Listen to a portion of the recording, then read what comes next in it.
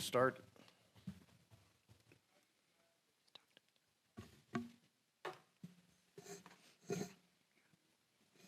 Okay, we're going to call this meeting to order. We will begin with item number 2, adoption of the agenda. I believe there was this is not a change in the agenda, but April, I believe there was a change in a staff report that will also be available to the public. Which item number is that for? 10. 10. So item 10 has a replacement staff report. It changes just a number on it. Okay. I'll move adoption of the agenda. Second. Chairman Hayman, Aye. Vice Chair Peters, Aye. Director Griffin, Aye. Director Itmeyer, Aye. Director Vallejo. Motion carries. Next, we'll have public comment on closed session. Seeing no public comment on the floor, do we have any public comment on the lines? There is none. With that, we will move to closed session, and we will resume at approximately 11:15. We were about 10, 15 minutes delayed on our start time.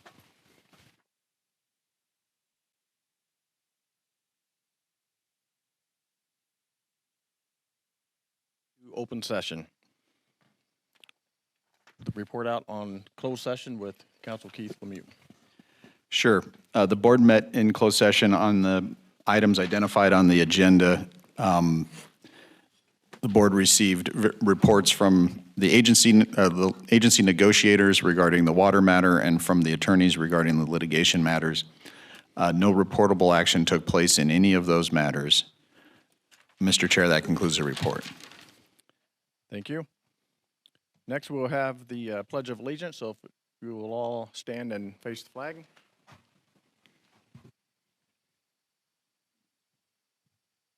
I pledge allegiance to the flag of the United States of America and to the republic for which it stands, one nation, under God, indivisible, with liberty and justice for all. Okay, next we will have roll call.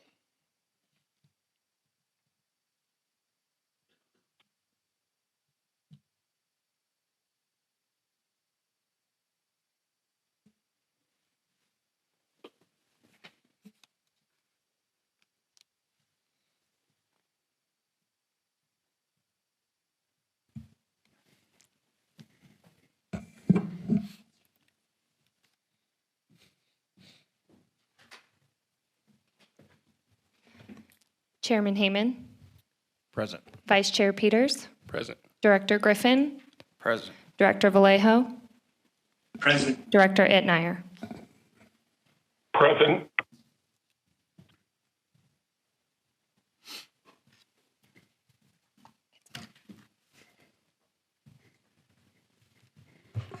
Okay, next we'll have public comment. This time is reserved for the public to address the board about matters not on the agenda. No action will be taken on non-agenda items unless authorized by law. Comments are limited to 3 minutes per person. Do we have any public comment from the floor? Seeing none, do we have any public comment on the, well, we're going to back up. We do have a public comment from the floor. Vice President of the Eastern Kern County Resource Conservation District, Board of Directors. I would like to invite all of you to our drought-tolerant plant talk that will be held at the Matarango Museum this Saturday at 11 o'clock. I think you'll find it enlightening and interesting. Thank you. Judy, did you say this coming Saturday at 11? Yes, I believe it's this Saturday is the 26th, is that Okay. correct? Yes. Thank you.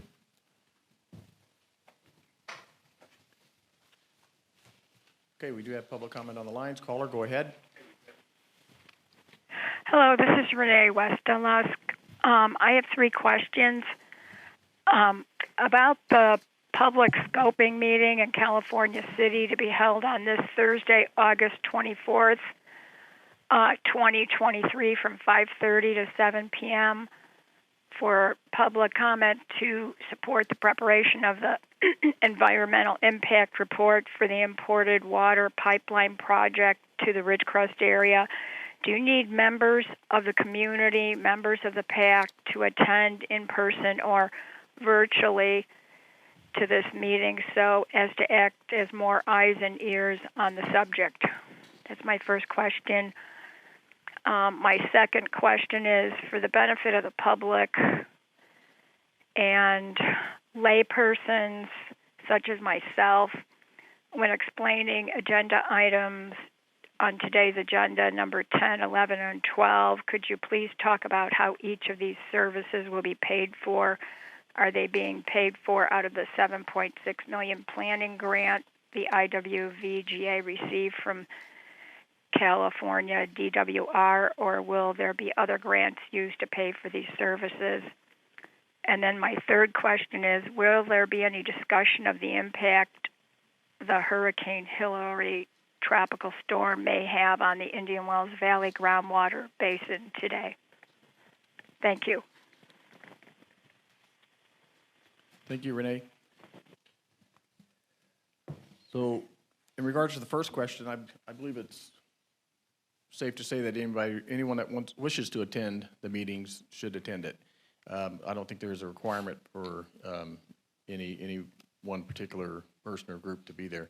I don't believe that, on the third question, I don't believe there's any discussion on the agenda today about the impacts of the Hurricane Hillary on the local environment, but someone may want to mention it or may want to talk about it under the comments. And for question 2, I will pass that to probably Steve Johnson or Jeff Helty or anyone else that wishes to. Sure. And Jeff's going to be reporting on that as an agenda item when it comes up, so Jeff will be up there. But just quick answer to her question, because I don't think it's in the actual report that Jeff's going to provide. When these contracts were issued, this is all part of the implementation grant for the pipeline project. So this is all part of that funding. And when those contracts were issued, the total of those original contracts exceeded the funding amount, the grant funds. So that was known from the get-go. So with that known, these change orders are increasing costs. So again, that is over and above the grant amount. That doesn't mean that we won't be able to cover it with the grant, because we won't know the total cost of all of this work until we get done with it. We also are on deadlines to get this work done as of right now.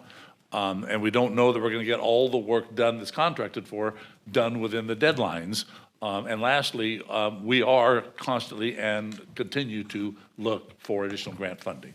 So, Jeff? I wanted to add one thing to that. In addition, the Army Corps has been authorized to get involved in the technical work in the basin, and staff has been going back and forth in them on what tasks they might undertake that are currently contemplated to be done by the consultants that are already on contract. So that way, they'll be able to take some of the work that might be over and above what the DWR grant might not cover. So we're still working on that process. Thank you, Steve, and thank you, Jeff. Any other public comment on the phones? Okay, seeing none, we will now move to item number 7, board member comments. Do we have any comments from the board? I have a couple of. Okay. Go ahead, Director Griffin. I just first want to say thank you to all of the city staff, employees. I think the organization, everybody did a great job with everything that happened on the hurricane. I think the citizens did good. I watched it from afar. I was not in town. So it looks like everybody did a great job, and it looks like we had a lot of working together, which I was glad to see with the water district staff, the city staff, and it was good to see. On a second note, I would like to say that I would like to see the Groundwater Authority move forward with looking at some type of project with the water district in a banking project, a storage project. I think we're missing out on huge opportunities. We've had a very wet year. DWP sent an email yesterday. They're going to start releasing again today. So we're going to have more water coming into the basin, and I think we need to do something to be putting that water to use. So.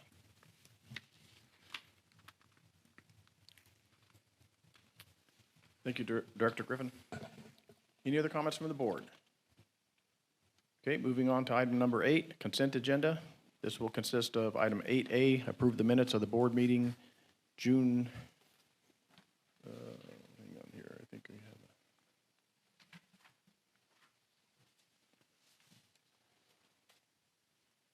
It's for July 12th?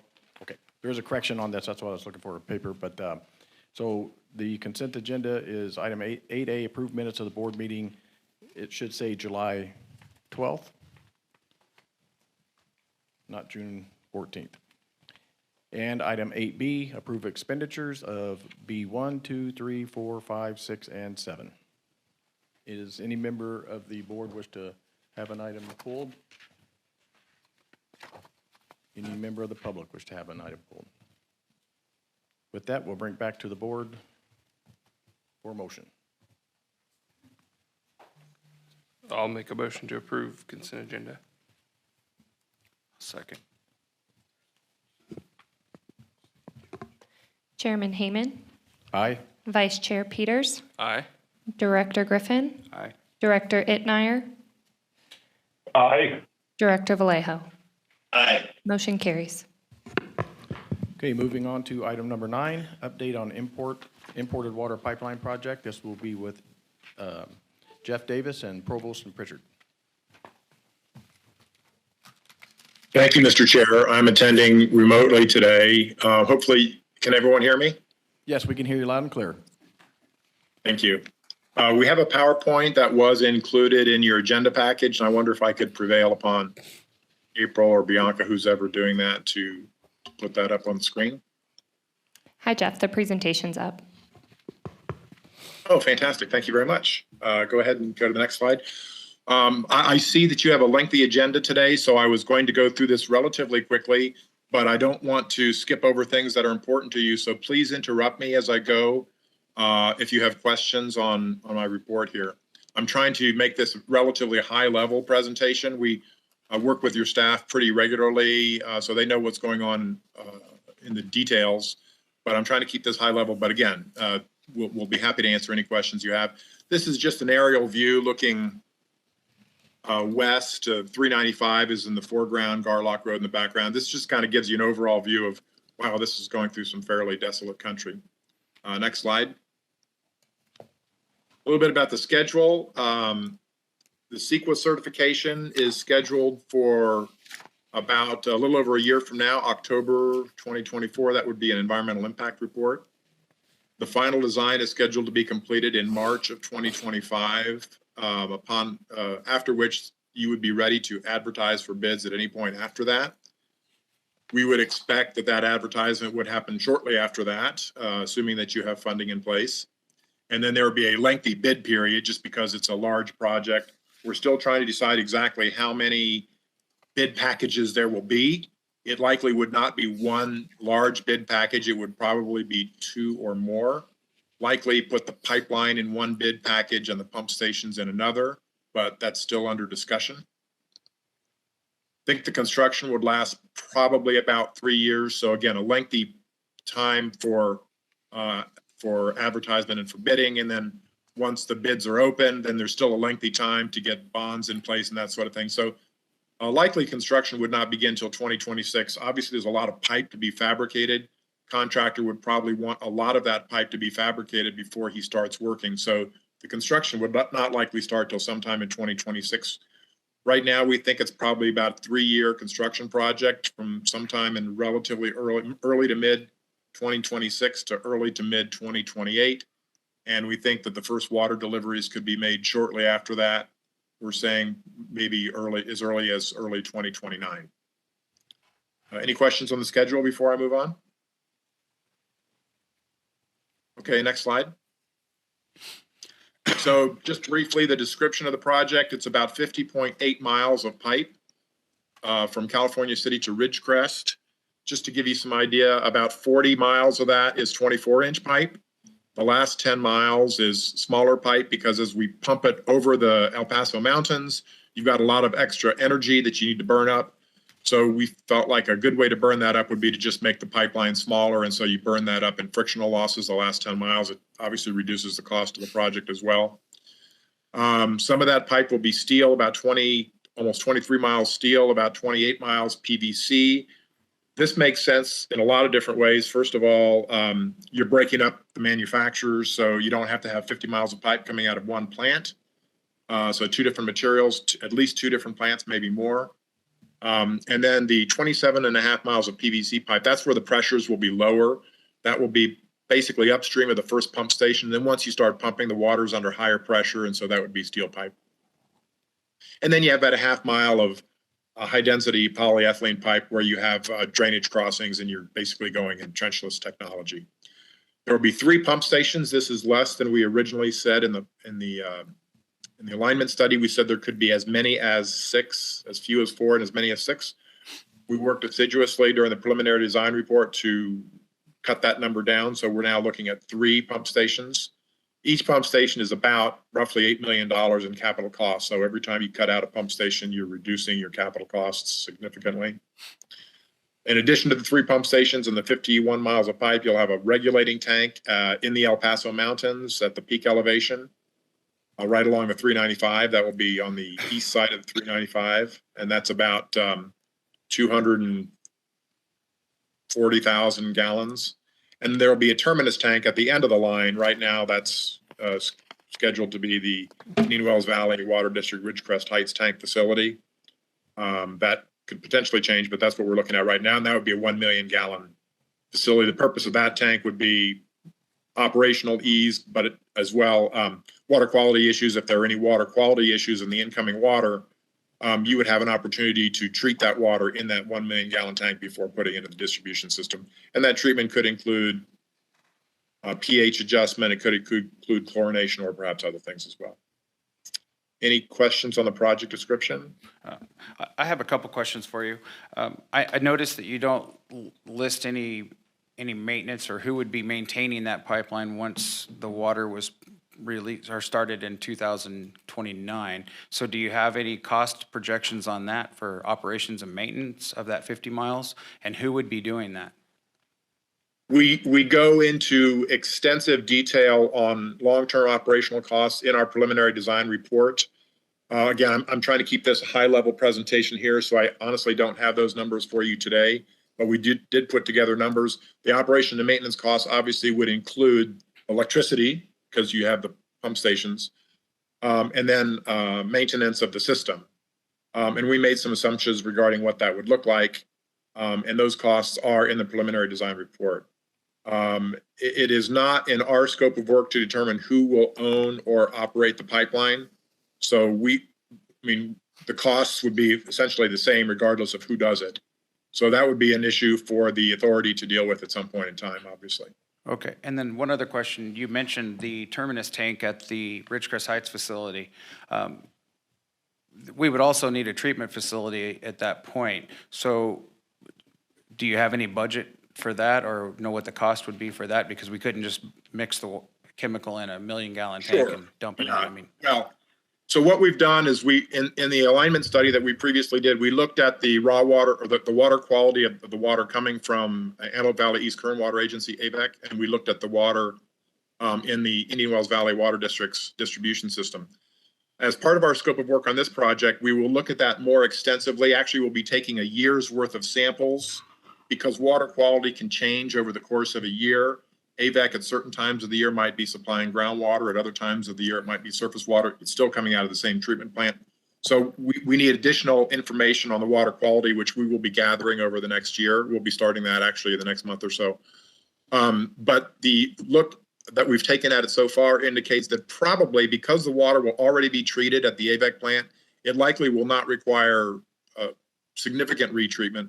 The most likely scenarios that we've looked at are, as I mentioned earlier, chlorination or perhaps some mixing or pH adjustment. It is unlikely that it would need any additional treatment beyond that. Not impossible, but unlikely. But again, we'll be looking at that over the next year and determine if that would be required. Don't think it would because, again, you're already treating it once. Typically, water that's been treated once doesn't have to be treated again. As long as you're treating it with the same agent. So it'd have to be the same treatment method, whether it be chlorine or chloramide or whatever you were treating with. So that was my Correct. concern, was compatibility. And then another question is, to maintain the pressure on this pipe and to keep the pipe clean, we would have to have a constant flow. So what would happen in the slow months? Do you guys have anything put in there when the water district wasn't even using the amount of water that was being supplied because our customers aren't using that amount of water? So that becomes an issue also. It does become an issue. That's an excellent question. So for our purposes, we have had a number of meetings with the water district and the groundwater authority. And the working assumption right now, and I think it's probably a pretty good assumption, is that we would just pump it at a constant rate over the course of the year. And at the beginning, when the flows are really low, it would be a very, very low flow rate. The reason for that is let's assume, for the purposes of the answer to this question, that the water district would be operating it. They don't want to have to be changing the flow rates and turning wells off and on all the time. So a constant flow rate in that pipeline works really, really well for them. And it's just less turning off pump station pumps and that sort of thing too. It's just easier operation. So if you had constant flow through that pump, through that system, it's just easier to operate. And at the beginning, it's going to be very, very small flows. It's going to be a very, very small portion of the water district's flows. Later on, you know, as the additional water rights are procured and more water is pumped through the system, that will be obviously a higher percentage of the water district's demand. But again, as long as it's a constant flow, the idea is it's just easier to operate all around. Okay. All right. Thank you. Sure. Those are good questions. Any other questions before we move on? Okay, next slide. So this is just a map. Some of you may have seen this before. I presented something very similar to this when I made a presentation on the alignment study.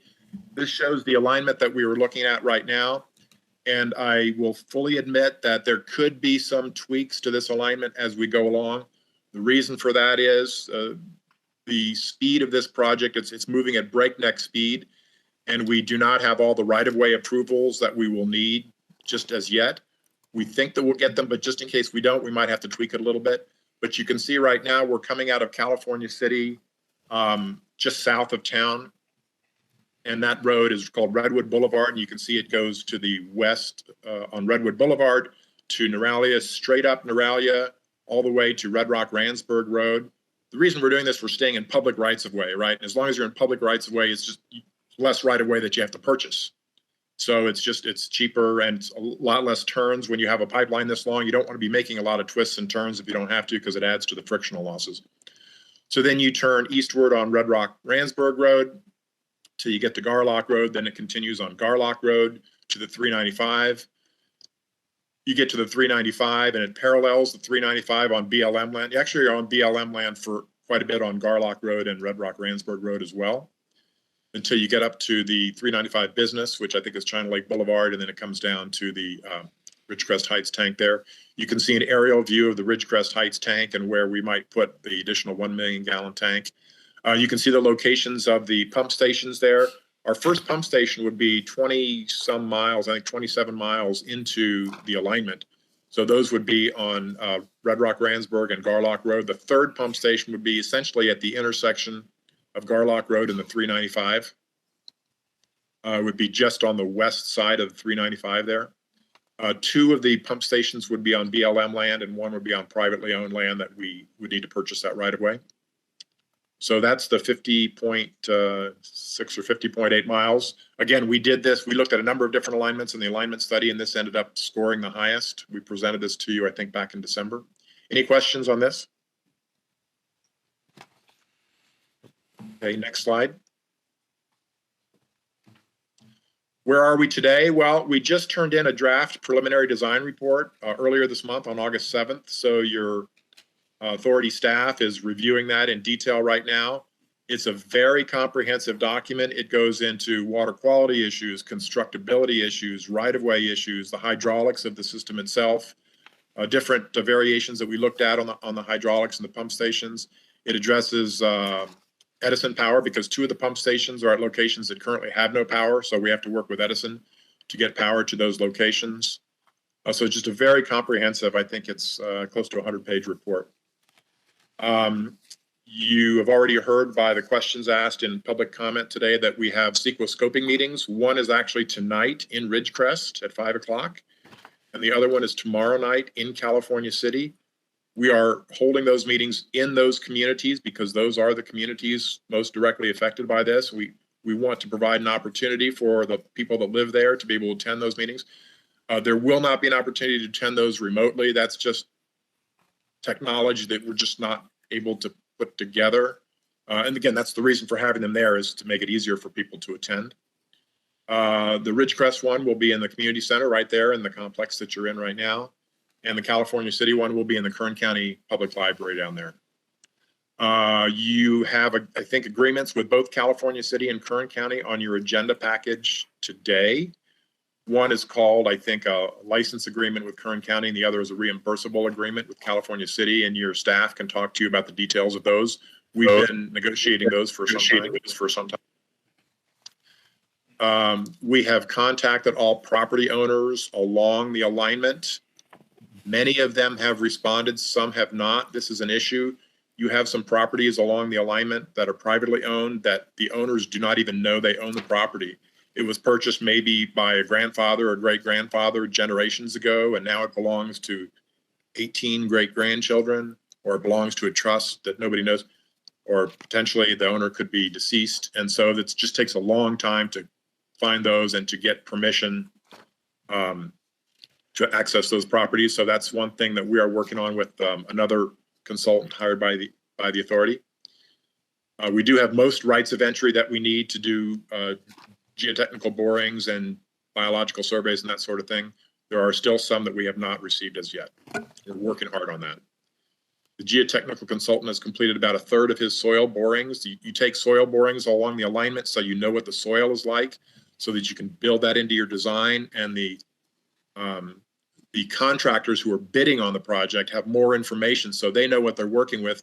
They have less uncertainty in their bids, and so it brings down the bids. It essentially lowers the cost of construction when you have a lot of geotechnical information available up front. And finally, we've had bi-weekly coordination meetings with the BLM for several months to discuss the NEPA document and other coordination issues. And in fact, at our meeting yesterday, we decided that we're actually going to go to monthly now on those. Weekly. We're going to go from bi-weekly to weekly because just so much coordination is involved. So we're working really hard with Tom and his staff. They're working hard with all the other work they have to try to accommodate our requests for them. Just a lot of coordination with the Bureau of Land Management. Any questions on current status?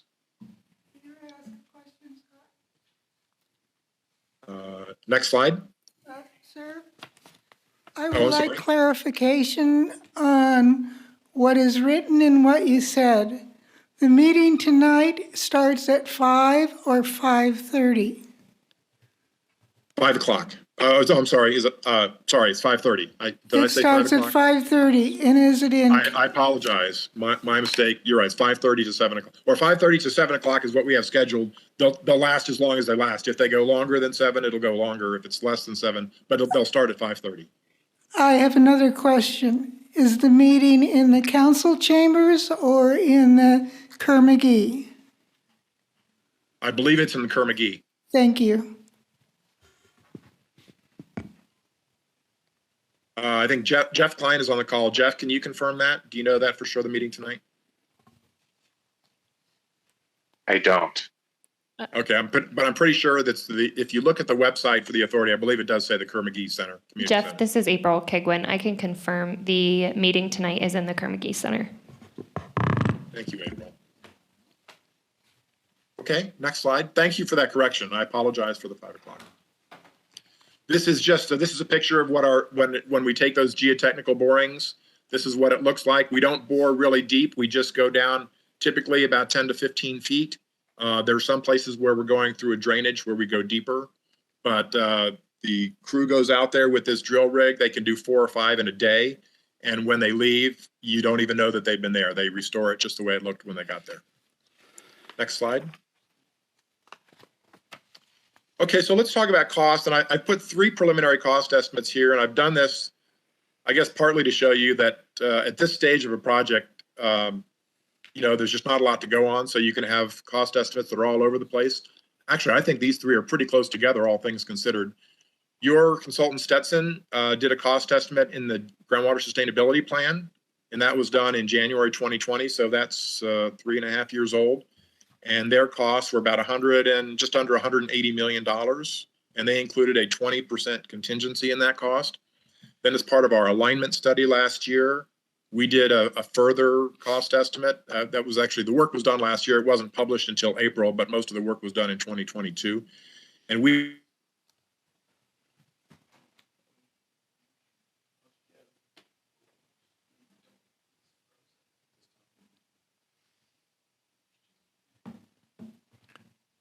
Jeff, we lost you if you can hear us. on this project as to how they would do this project. There's different ways that different contractors might do it. Jeff, we lost And you for so- about, if you hope for remember, we lost you for about 15 seconds. So if you want to back up just a little bit. Thank you. Yes, thanks for letting me know. So we have three cost estimates there. The first one was from your groundwater sustainability plan done by Stetson, about $178 million with a 20% contingency. Then we did a cost estimate in the alignment study. The work was done in 2022. It was published in April of this year. Came up with about 166 million with a 30% contingency. Altogether, pretty close. And now we've just recently done an updated cost estimate as part of our preliminary design report.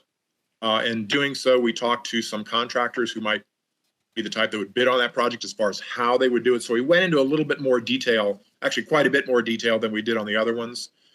And you can see that cost estimate is a bit higher, 200 million with a 20% contingency. The main reason for that difference is that now we're getting into the nitty-gritty of how would this construction actually be done in these remote areas. How are you going to get construction water there? How are you going to get backfill material there? And we had just kind of thrown in numbers before, but without really having anything to base it on. And for the most recent preliminary design report cost estimate, we did talk to contractors about that. By the way, we will also be updating this cost estimate in our 30% design submittal, in our 60% design submittal, in our 90% design submittal, and in our 100% design submittal. So there will actually be 4 more updates of the cost estimate as we move forward over the next year and a half or so. And just sort of the caveat here, these cost estimates do not include land acquisition, just no way to estimate what those land costs would be at this point in time.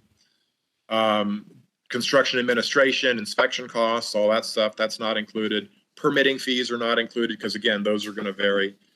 And then mitigation costs, mitigation credits are not included. Once we get to the 30% design submittal, we probably will have some good ideas of the permitting fees and the mitigation costs, and we'll be able to include those in the cost estimate at the 30% design submittal. Any questions on the cost estimate?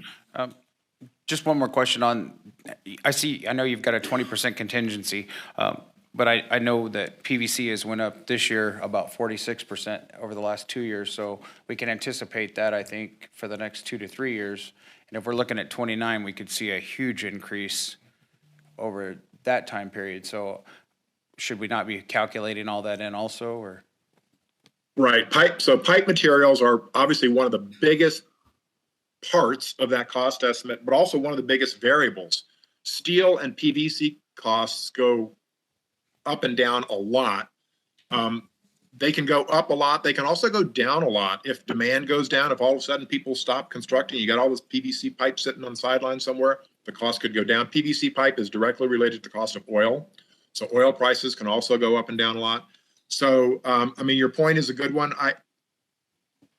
What we did was we estimated a cost as of right now. Okay, correct. Right. And as we go forward in time, we will obviously be taking material costs into consideration. The only thing that really matters is what will costs be when you go out to bid in 2026 or 2020, like 2026. And that's 3 years from now. It's just really hard to estimate that. They could certainly be higher. They could potentially be lower. All right, thank you. Okay, April, next slide. So some of our key issues, I've mentioned a few of these already, are right-of-way issues. For a linear project like this, when you've got 50 miles of stuff going on, you always have big right-of-way issues. We have public right-of-way owned by City of California City, Kern County, and the Bureau of Land Management. We have private parcels. As much as we tried to stay along public rights of way, there are still private parcels that we do traverse. There's a number of them, not dozens, but there are, I think, 20 or 30. We have conservation easements that we have to negotiate our way through. And then we also have Red Rock Canyon State Park, the southern boundary of which actually does come down and cross Red Rock Randsburg Road. So we have all those issues that we need to deal with, permits, rights of entry, all that sort of thing. Those are just lengthy issues to deal with, and we're dealing with them along with another consultant, Overland Pacific and Cutler. Power, I mentioned, is a big issue. You have 2 pump stations where you have no power.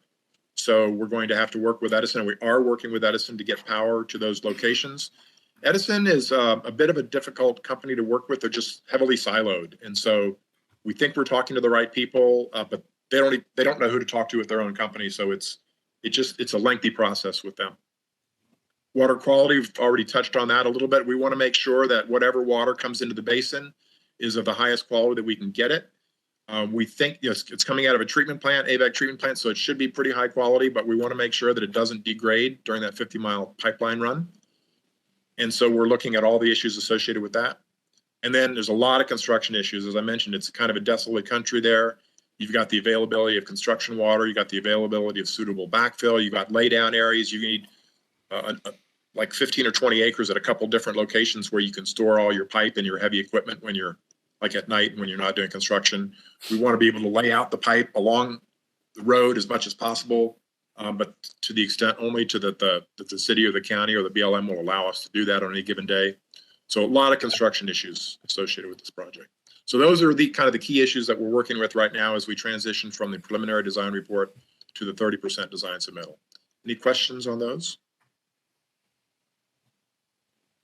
We recognized right from the beginning that right-of-way issues would be among the most critical, just because, again, it's a linear project, right? You got 50 miles that you have to deal with. So, and a lot of landowners that are just, we know who they are according to public records, but we literally have not been able to identify them. We haven't been able to contact information. Maybe in some cases, taxes have not been paid on the property in years and years. And so Kern County tax rolls don't have a current address. So just a lot of work there associated with finding some of these people. Next slide.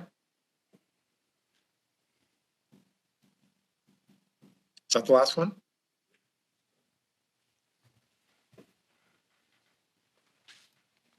I guess it was the last slide. Okay, I'll take any more questions that you might have.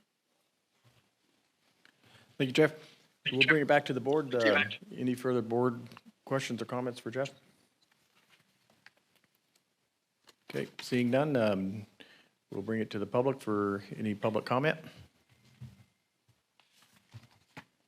We have no public comment from the floor. Do we have any public comment on the lines?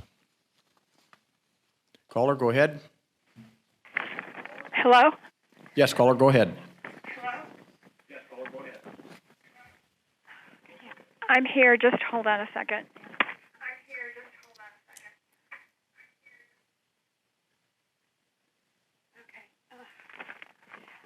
I have 2 questions. One has to do with the durability of the materials used for the pipeline. You said you were going to be doing PVC and steel pipe.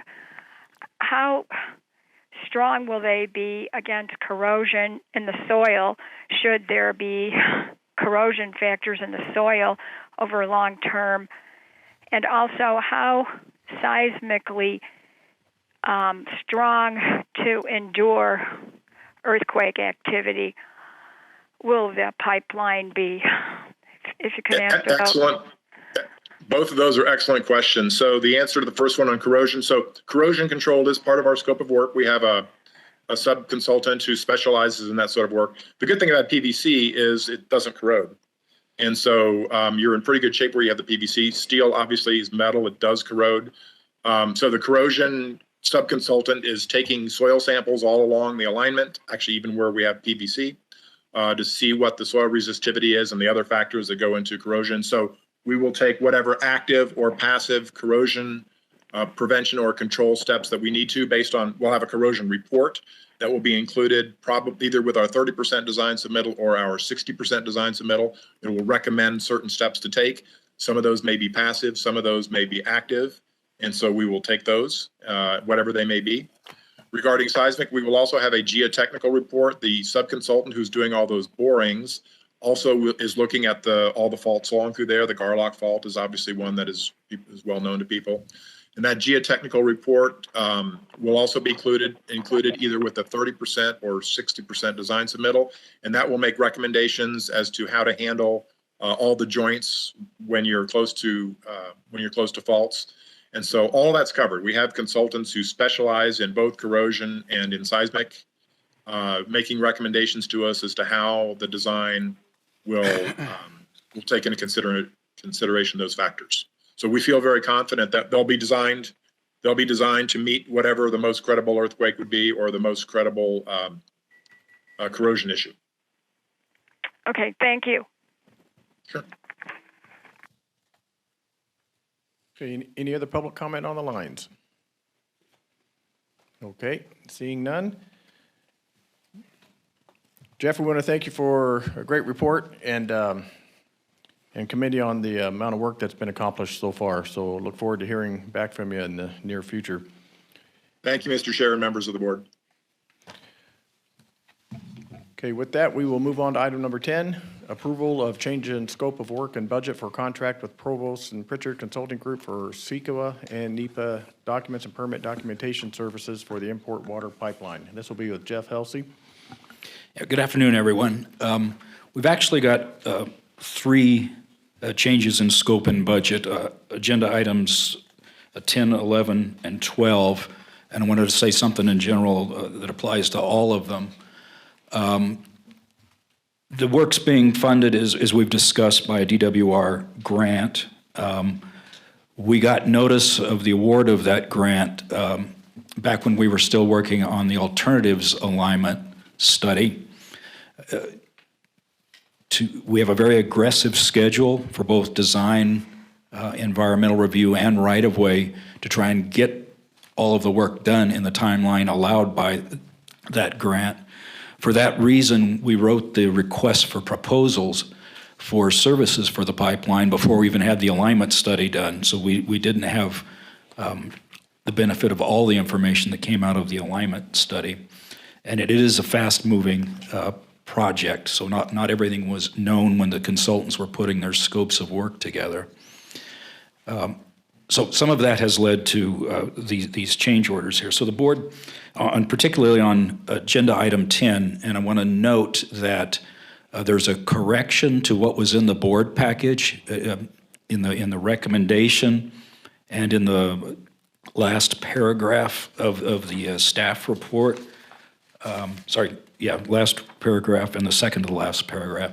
And there's revised copies on the table up here, but the rest of the staff report does still apply, and I'll walk through the points and talk about the differences, what's been changed for everyone.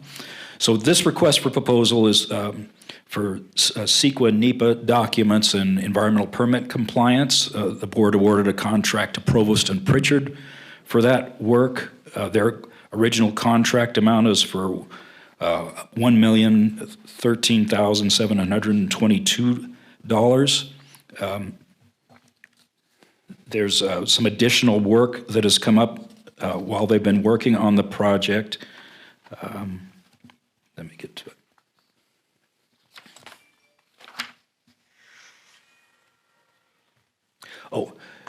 They had started looking at the alternatives we did in the alternative alignment study as part of their work. CEQA requires, we have a preferred project. CEQA requires that you at least consider if there are alternatives. That list of alternatives has been expanded somewhat since they started to include looking at things like, at least for the purposes of the scoping meeting, talking about injecting the water or surface water replenishment. And our GSP did mention the we had an option to go with Department of Water and Power as a potential project, which we've set aside when we undertook all of this work based on the uncertainty of being able to do surface water recharge with their water, and alternative connection points that have come up since then. We have a preferred connection point, the California City that you've seen talked about. AVEC would like us to or is technically looking at some other connection points, so we wanted to make sure we at least talked about those in our environmental scoping meeting. So that's a little bit of extra work for the consultant to have something to present on those. The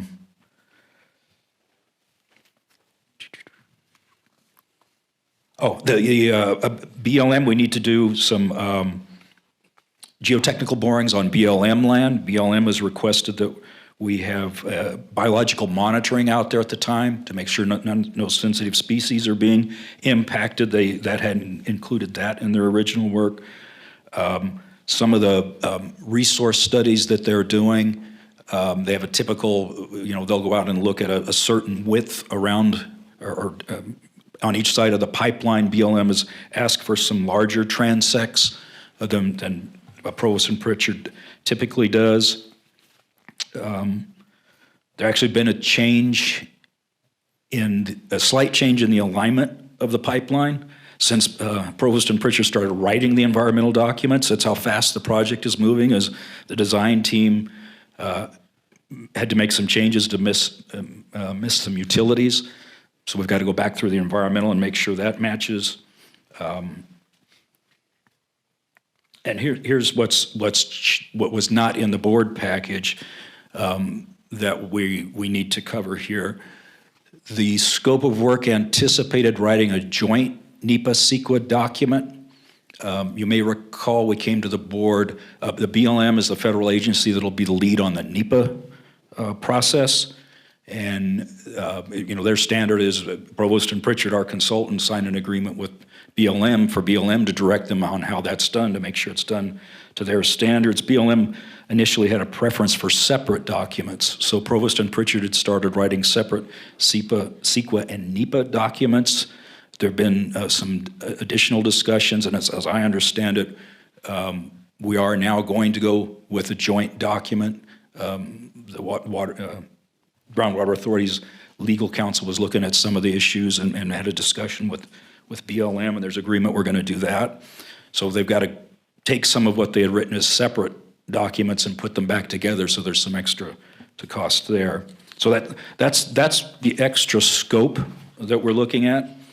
What was in your board package had talked about the change order cost of being $38,400.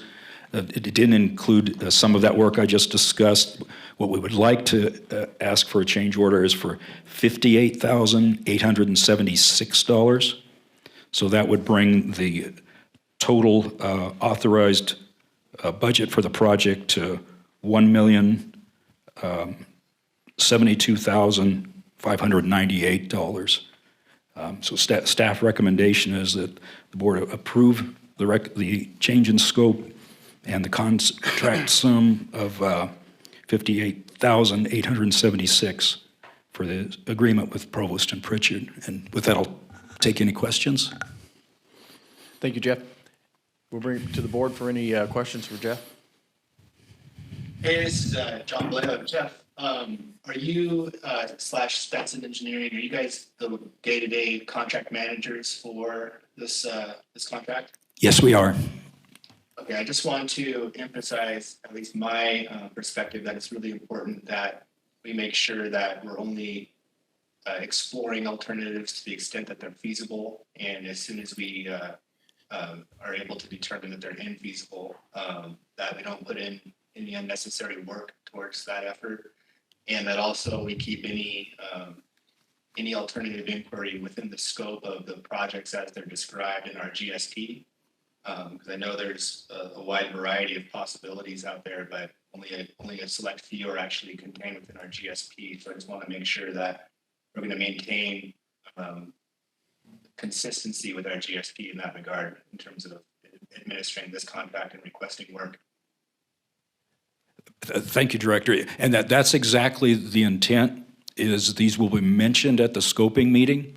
And the reasons that we're not intending to take them forward, or some of these options, the reason we're not intending to take them forward for further study is going to be presented so that they'll be presented. So we just document that we at least considered them, but we determined they weren't feasible and they won't be going forward.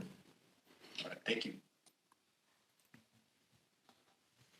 Okay, any other comments from the board? I have a couple comments, not so much for Jeff, but I appreciate your report. I would like to see the board takes items 10, 11, and 12 and table those until the next meeting. The district wrote a letter on August 9th requesting clarification, doing our due diligence. I think it's important that the district is on board with this project, and right now, I could not say that the district is on board with this project. There's too many unknowns. And so we sent a letter to the Groundwater Authority asking clarification on several items. And until we get that clarification, I don't think that we could move forward with even voting on any one item on this project. There's multiple questions, as you heard in the pipeline presentation that was given. We don't know the cost of treatment. We don't know who's going to run the project. We don't know all of these other costs that are out there. And is the water compatible that we're going to get? There's many variances that we don't know the answers to yet. And without the water district having the system to tie into, what are we going to do with it? So we need to be on board, but we need these answers. We don't know where we're going to flush this pipeline. I mean, we're talking a lot of water. And none of these answers have been answered yet. So we need those to move forward to say that we're on board. We're looking at another $500,000 in change orders right here that isn't grant money, that's going to come from the ratepayers, because the ratepayers to date are the only ones that have paid a replenishment fee, and we've paid out $9 million in money with nothing to show for it of ratepayers' money. So we need to have something to justify it to our ratepayers, and that's why I'm requesting we table these, we get the answers, and we do these change orders next month, or I would have to vote no on these items. Mr. Chair, can I respond to some of that? Yes, please. So that member Griffin knows, the staff is prepared to send out a letter response to the letter that was sent by the district staff, and that should be going out this week. Okay. But I can preview some of it for you, and that is a lot of the questions that were being asked and that you've alluded to here are very specifically questions that can only be answered after we do the work that's currently being contemplated here. In other words, this is work in order to develop the answers to those questions. So by saying we need the question answered before you can do the work to answer the question, it puts us in an impossible position. We need to move forward in order to get those answers. And I disagree with that. Knowing how a project works and being in construction, there's a lot of questions that we can get answered without doing technical borings and stuff like that. That would be later down the road for whoever is doing the excavation, so they knew the soil type, if they were going to have shoring material and all of that stuff. But what we want to know is who's going to run the facility. Is the district going to be responsible for the 50 miles of pipeline? These are costs that we need to know, so we know that we're going to do that, or we're not going to do it. Is the GA going to put together a crew that's going to run that pipeline and maintain it? Is AVEC going to maintain it? We don't know those answers. Well, the current plan is for the GA to maintain it, So, and that's going to be in the letter you're going to get this week. okay. Okay, so I'll bring it back to the board. Do any directors wish to entertain this shelving of these 3 agenda items? No, but this is John Vallejo. I'm ready to move forward on it, but just to, make sure I'm not missing something. I mean, is it incorrect, and this is a question for staff and maybe Stetson and council, but is it incorrect to say that regardless of who runs it, the GA is going to have to handle that cost, and that cost will be a cost to water users in the basin? Correct. Right, one way or the other, it would be a cost to the water users. I want to add something to the comment I made earlier, just to put this in context. We're trying to move forward to get answers to these questions, and that requires us to get access to the district property and to get some basic information from the district. Correct. When Stetson asked for that, we were told no by the staff, and we were told that the board had directed them not to cooperate with our investigation, and instead we would be getting a letter.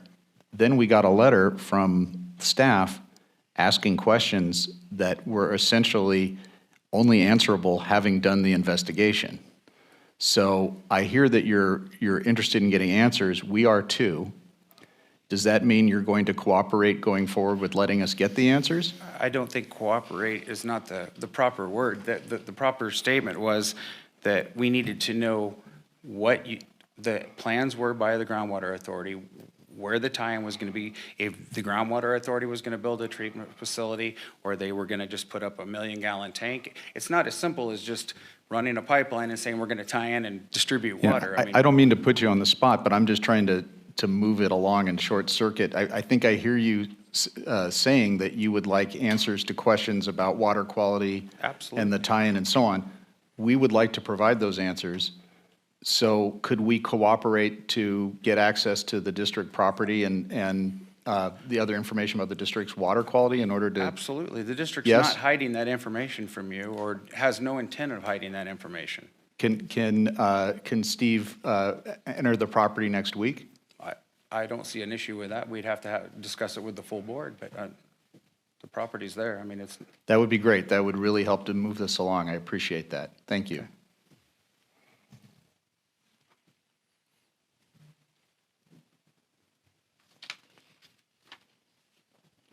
Okay, so do we have any other questions for item number 10 from the board?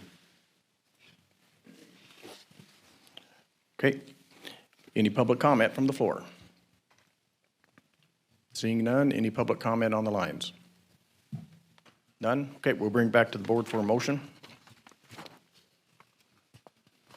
I'll make the motion that we take the action recommended by staff. I'll second. Chairman Hayman, Aye. Vice Chair Peters, Aye. Director Itnire, Aye. Director Griffin, No. Director Vallejo. Aye. Motion carries. Okay, moving on to item number 11, approval of change in scope of work and budget for contract with Provost and Pritchard Consulting Group for design services for the imported water pipeline. Again, this will be with Jeff. Yep. Continue. And I did my my prelude already about the schedule and the grant. So this is design. Jeff Davis reported on the good work they've done so far. They have a contract for design service for $6.44 million. Some of the additional scope work that they've run into and requesting a change in scope and budget are also related to the alternatives that have been added to the scoping meeting. This is a relatively small cost. Stetson did some mapping and descriptions of the alternative delivery points that are going to be used just simply for the scoping meeting. Provost and Pritchard did the mapping and descriptions of the alternative connection points that are be used for the environmental scoping meeting because they had been looking at the AVEX system in detail that we had not. So they did played that role. In addition, BLM has asked that the sites we're going to do the geotech borings, that we not only survey in and stake the location of the boring, but the access points and I think the boundaries of the work area. So that hadn't been anticipated. When we did the alternatives analysis, the records we got showed that AVEC had been delivering groundwater, Antelope Valley groundwater, through their Rosamond treatment plant, through the pipeline that we're going to connect to. When we got into more detail in the preliminary design report, we found out that in wet years like this year, they put surface water, State Water Project, surface water through the Rosamond treatment plant and into the California City pipeline, which we want to connect to. So they already had in their scope of work to get some of the groundwater quality that AVEC has, so we could look at water quality issues. We need to add some scope to be able to look at water quality parameters from the state water project, water that goes through their treatment plant, to fully look at this. So those are the items that are the change in scope. The change in the cost is $120,000 and $120,051. That would bring their total not to exceed fee up to $6,560,051. Staff recommends that the board approve the change in scope and budget of $120,051 in the contract with Provost and Pritchard for design services for the imported water project. Thank you, Jeff. Bring it back to the board for any questions or comments from the board for Jeff.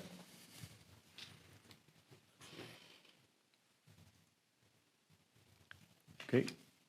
Hearing none, we'll bring it to the public for public comment. Any public comment on the floor? Seeing none, any public comments on the line? There are none, so we'll bring it back to the board for a motion on item number 11. I'll make a motion on staff's recommendation.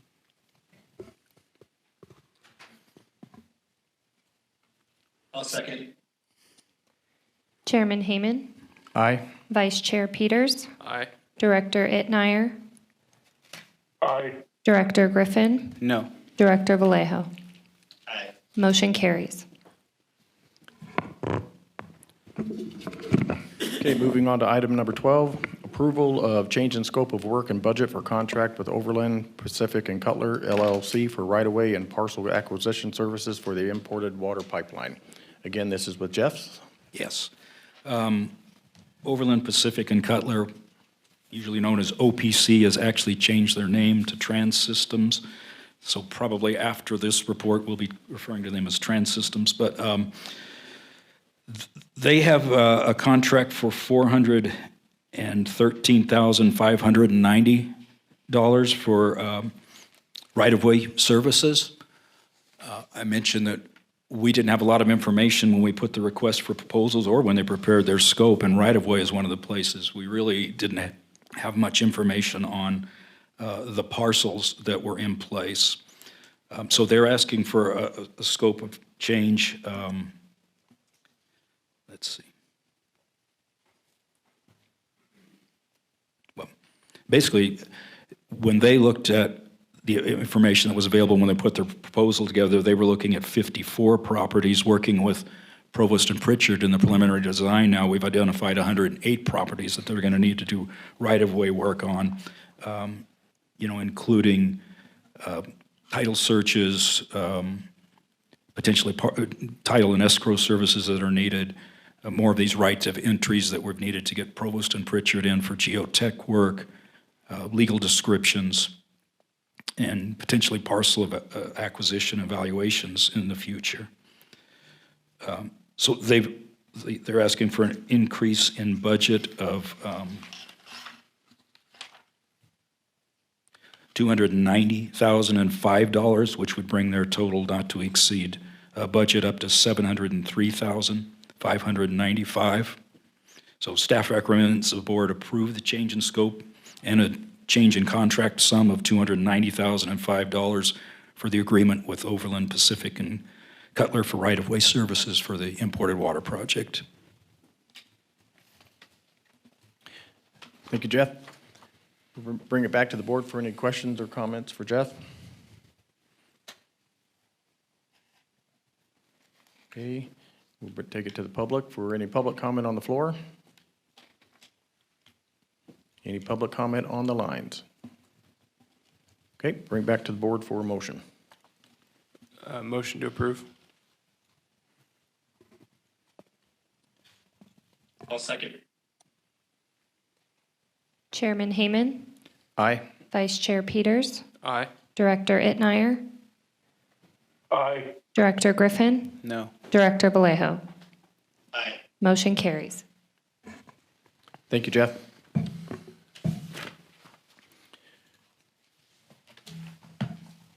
Okay, moving on to item number 13, report from Capital Corps Group on funding status on the recycled water. This will be with Mike McKinney and Jeff Simonetti. Good afternoon, members of the board. This is Michael McKinney. This is an update to the 2021 strategic funding report for the recycled water project, as well as updating some additional numbers that are in your packet regarding O&M and capital costs. Our task for 2023 was to obtain $5.3 million in planning funds for the recycled water plant.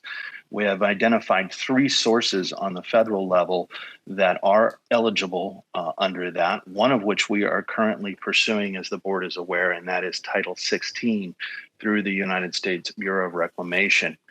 A feasibility study has been provided to USBR for approval. They are in their final approval stages. And what that will do is that will eliminate the need for us to go in and congressionally authorize the project through a separate action. The cost share requirements under Title 16 are 25% from the federal government and 75% from a non-federal share. That will require the authority to seek essentially a loan or a bond or some sort of financing mechanism for the 75%. What that equates to is $25.25 million in a federal award maximum and $75.75 million in a non-federal share. And that is the total planning and construction costs of the projected $101 million plant.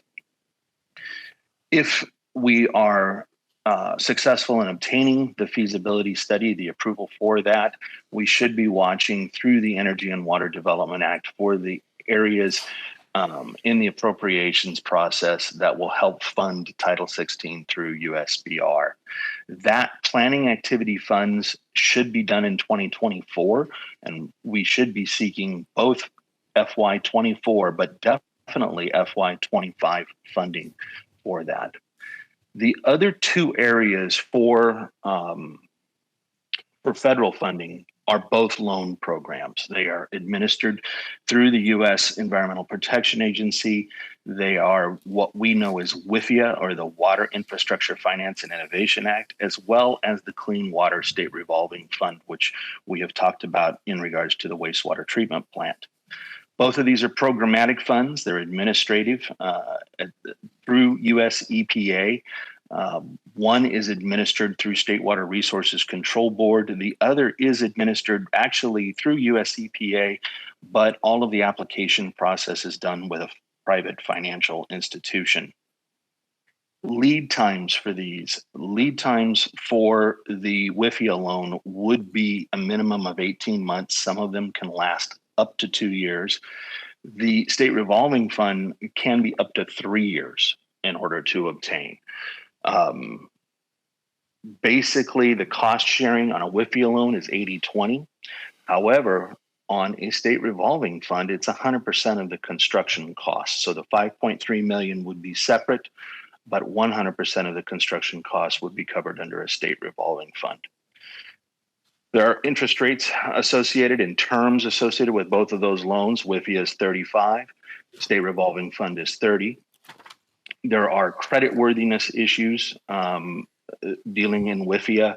There are also creditworthiness and feasibility issues dealing with state revolving fund.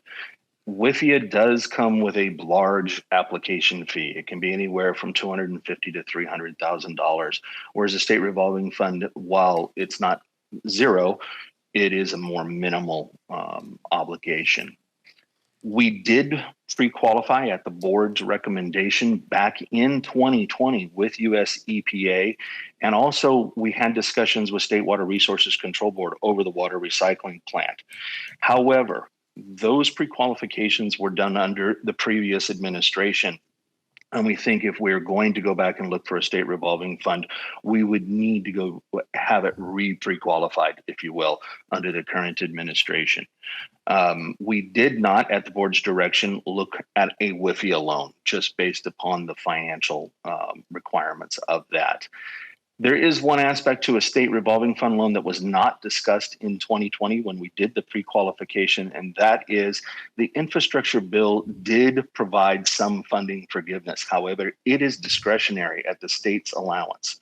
So those are some things to take into account. I did provide 2 loan estimations based upon the current rates that are going on right now. And these are substantially higher than what we gave you in 2020. And that is a result of the economic conditions and the Federal Reserve rate at this particular time. In addition, we have updated the average O&M cost for the plant. As you can see under WIFIA, the total annual payment will be 5.3 with an additional O&M of 2.8 to $3.2 million per year. On WIFIA, the total payments made would be $188 million on a $101 million loan, and would be total interest paid of about $84.845 million. And you can kind of see in the graph how that would go over the 35-year term period. In the state revolving fund loan estimation under 30 years, the interest rate is currently about 2.125, much lower, and the total annual payment would be about 4.5 on top of the average O&M costs. There, your total payments made would be about $136 million with $35 million in interest. For there, I'm going to take a pause and see if you have any questions regarding the available federal funding for this project.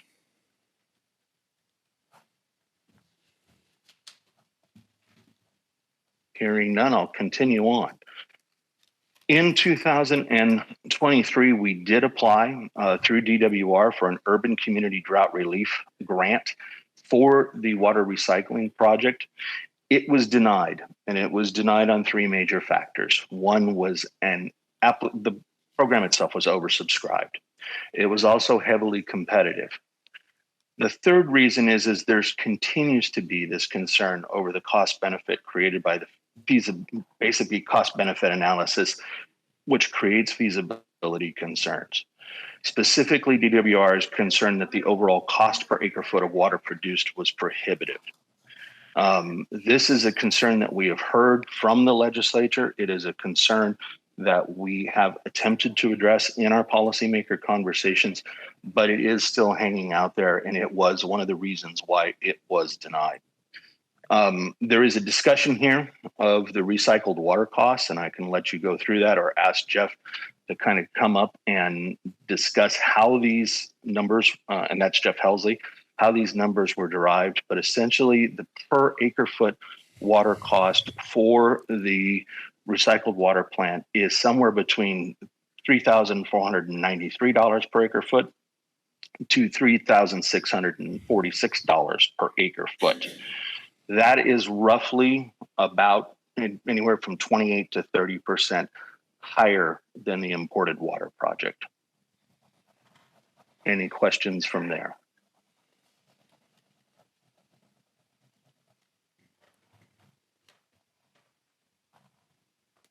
Moving on, then directly related to our task is the governor's water strategy. This year, the authority took, I would say, more of a monitoring effect over how the governor's water strategy was going to be implemented in light of the state's budget and the state's financial concerns. There were a few bills that did go through. We're still waiting for those to be passed in final stage and signed by the governor. Once that happens, I think we're going to reevaluate the water strategy, and in 2024, make a recommendation that the authority take a more active role in that water strategy, because there are funding opportunities in there for both this and the interconnection pipeline project.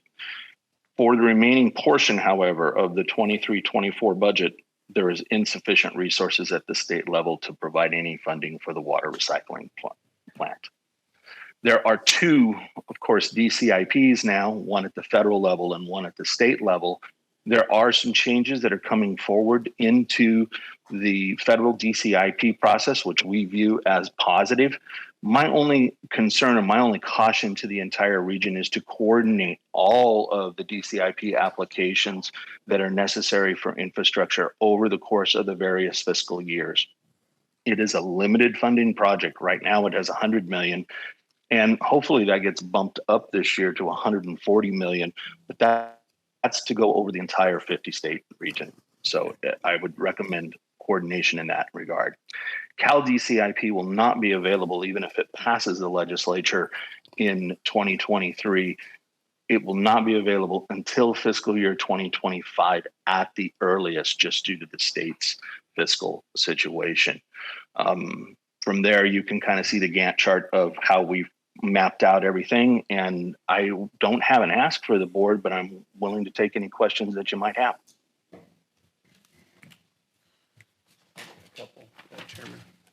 Thank you, Mike. So we'll bring it back to the board for any questions for Mike. So, Okay, thank you, Chairman. Mike, just looking at some of the numbers you've been going over, and then, you know, I don't want to jump ahead into agenda item 14. I know we're not there yet, but I know you mentioned that the cost per acre foot is going to be, you know, fairly higher looking at recycled water, and it doesn't seem like, I don't know if the right word is the funding opportunities aren't as readily available for recycled water, or if we're competing from the same pool of money. But my question would be, if we're getting a better, you know, return on investment for cheaper cost per acre foot with imported water, are we hurting ourselves by looking at or continuing to pursue recycled water? Should we hold off and prioritize one, or are there reasons why we should still be pursuing both at the same time, or do you have any thoughts on that? The current feasibility study under Title 16 is pending, and I think that will be very telling on whether or not we can obtain federal funds for a portion of this project without going through a loan program. We're not competing with the same funds for the interconnection project. Those are primarily done under conveyance and storage, whereas this is reclamation. There are greater amounts of funding that have been available for the interconnection project, and we have taken advantage of those funds. This particular project has proven a little more difficult. The state's situation in its fiscal year has created a lot of these problems. There were a number of state funds that were available to us back in 21-22, but we were not ready as an authority to move forward in getting those funds because the project wasn't far enough along and wouldn't be eligible. But those have dried up, and right now LAO is projecting that that's going to be the same way for the next few years. And so I'm not anticipating anything unless the governor is successful in getting his water strategy through, that we're going to get anything beyond these two. If it is the board's desire to go after a loan program, I would probably recommend a state revolving fund loan, and I would recommend putting that application together sooner rather than later, just given the time frame. Excuse me. However, if it's the board's desire for us to look for more additional imported water and kind of hold on this one, that's a valid recommendation. We're just having some difficulty in finding anything that we can get the 5.3 million. Yeah, I appreciate that. And just my thought process on this is, you know, if we have a limited amount of resources we can put out there to try and take advantage of, you know, a greater pool of funding to get one of these projects over the line, I'd rather us focus on the one that we know is going to at least bring us into sustainability, and it's a little bit more affordable. So, I'm not opposed to moving forward with recycled water if that's not damaging or doesn't have the potential to damage our efforts on the imported front. But I think getting the imported project across the finish line and securing that water it needs to be our priority from my point of view. any other comments from the board? Yeah, I would just like to make a follow-up comment to Director Peters. The district is very interested in the recycled water, and I think that the district, along with the city and the GA, could come to a mutual agreement with some kind of plan to put this water to use relatively quick. So we have stuff, we've had studies done that were quite a bit cheaper than this, and I believe if we looked at those avenues, that we could come up with something and we all work together and we could put that water right in our basin. That's all I have to say.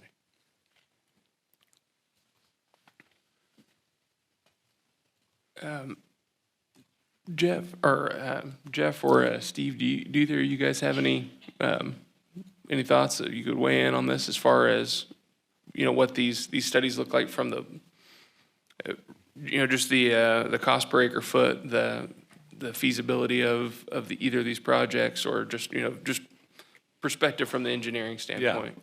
No, we reviewed Capital Corps' report, both reports, and we're certainly comfortable with those. I don't know if Jeff has more to add about the recycled water side of it, but the development of the feasibility study for Bureau of Reclamation and our own study on recycled water was a combined effort between the GA and the Water District with their consultants in it too, and included the past studies. So my thought was after comments from Director Griffin, we'll check with the Water District right away to see what they have in mind. Okay. We're certainly not opposed to using recycled water, for sure. Thank you. Jeff, I don't know if you have anything to add. Just maybe the history of the project. In the GSP, we looked at different recycled water project alternatives. We looked at trying to put it, to do surface spreading with it. We looked at trying to do landscape irrigation, because that's usually the cheapest thing to do. Landscape irrigation, we couldn't put it all to use. There's a seasonal aspect to it, right? We couldn't put it all to use, so we added an injection project. We injected whatever we couldn't use for irrigation, and that was one of the projects that was in the GSP. That's not a very practical project because you get a very expensive project when you do that. So, but surface spreading, we thought at that time would be a good option with it. The TAC looked at, we kind of compiled all the studies that had been done on percolation of the basin and took it to the TAC. It would have taken a lot more work to prove whether or not percolation could be done with the recycled water. They didn't recommend that we move forward with the additional money to study percolation. So the percolation option had fallen out.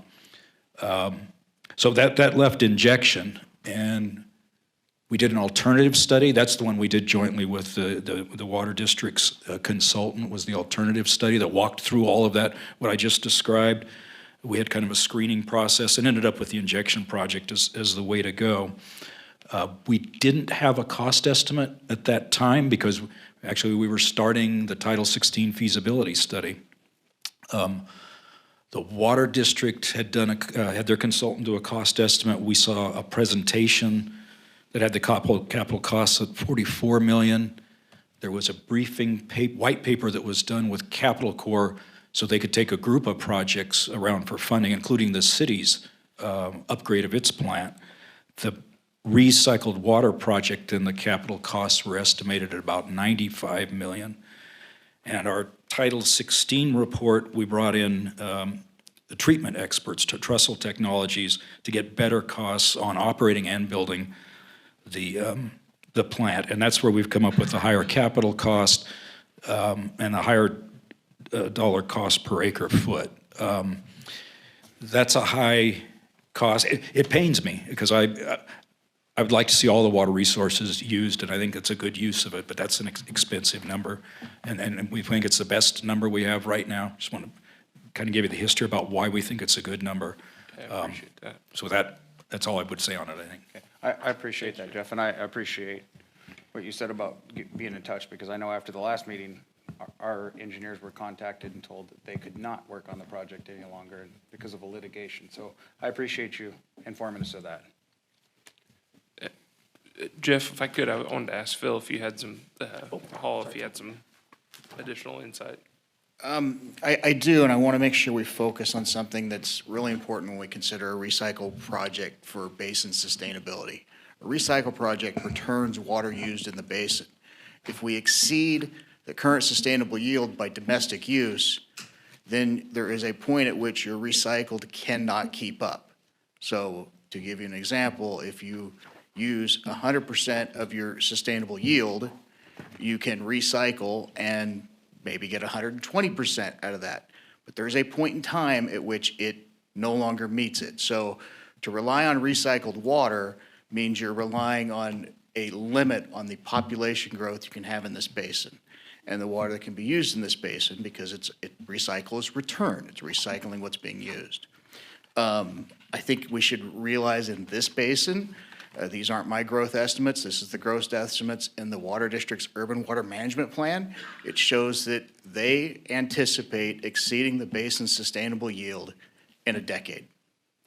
Their own use, not adding the Navy's use, whether the Navy grows or not. The Navy has told us they plan on growing their use from roughly 1,700 right now to 2,150, maybe more, in the future.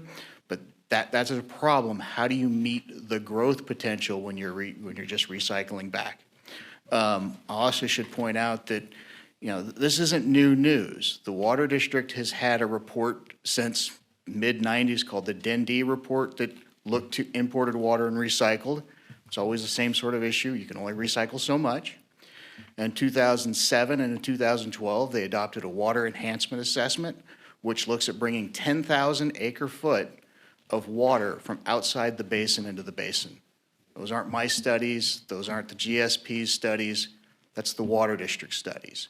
So the bottom line is nobody wants to build a 50-mile pipeline.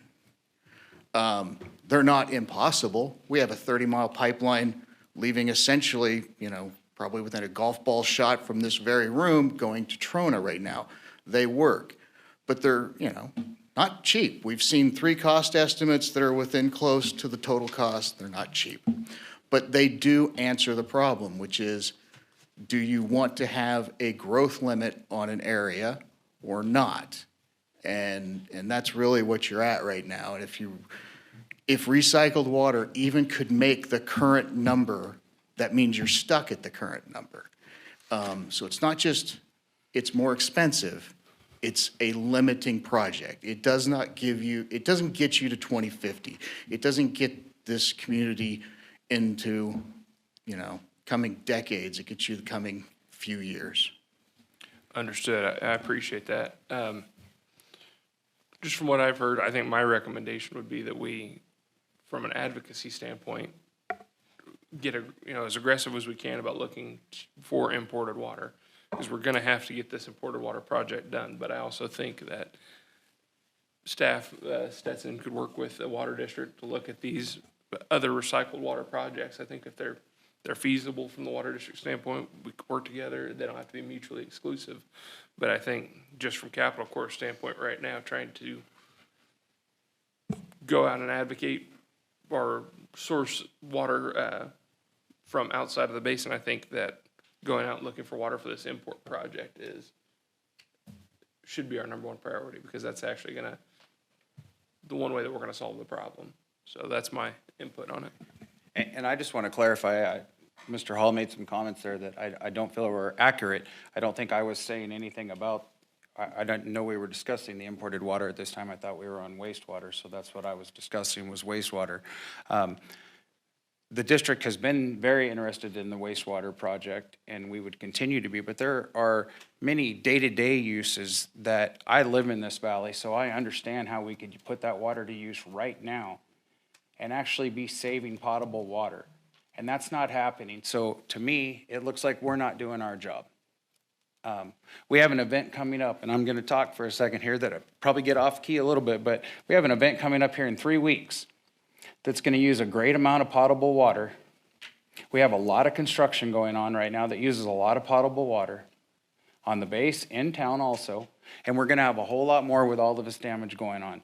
So it'd be very simple right now to put a minute amount of chlorine in the wastewater and use fill stands to where we could be using that potable water or the recycled water for all of these, the off-road events that are going to happen, the construction on the base, and we're not even looking at those, we're not thinking out of the box. And that's what I think we need to be doing, is a way to actually use some of that water. We water a golf course with it, so it's not gonna take much more treatment. We water alfalfa with it at the fairgrounds. So we could be using that water right now, is what my point I'm trying to get across. There's several uses instead of just injecting it or letting it evaporate. But all we want to talk about is one option. So let's look at every option on the table. If there's an easy way to do this, we should be looking at it. If we can save 500 acre feet, that's 500 acre feet of water that we don't use for construction or for these events that we're not going to be able to afford to do anymore, because these are events ran by nonprofits that are going to come in and have to buy 4,000 gallons of truckloads of water every 20 minutes for 3 days in a row. It's going to be outrageous for them to do that. So there's ways that we could be using this. So I'm not trying to be any way downward towards you, but let's look outside the box and try to figure out a way to use this stuff. That's all I'm saying. It could be used in our valley. Director Griffith, nobody disagrees with you. We have a GSP, it looks at purple pipe. You're referring to purple pipe use. Purple pipe use has a cost for pipeline. Like, when I find out we've got parks over here that are using portable water, that to me is not a good use of water. But we already have it in place. If you let me finish, those parks were developed at a point in time when we didn't have the water problems we have now, and nobody wanted to put a purple pipe system in because purple pipe itself is a pipeline that costs that you have to run. Am I saying you should never use recycled water? No, you're going to have a treatment plant, it's going to treat water, and you're going to need to use the water. What I'm saying is you cannot use recycled treated water for your domestic water supply, because it's a finite source that only returns when you use more. So that is why it becomes problematic. Should you be offsetting it by using recycled? Absolutely. But recycled water might help. It does not solve a problem because it can only return. In other words, you can solve sustainability with multiple projects. But in this basin, there is only one project that has to be a component in whatever multiple projects or single project you select, and that's an import project, because you cannot meet growth without import. Recycles what's here. At some point in time, your local supplies end, and you can't recycle your way out. That's what I'm trying to say. Now, should we, water trucks exist and they take tertiary treated purple pipe water and use them on construction sites and things quite a bit under particular rules, and I don't think we want to get into the rules on where you can use it and when you can't right now, but that's a valid point. I wouldn't be going to a fire hydrant and using potable water out of a fire hydrant if I could use tertiary treated anywhere.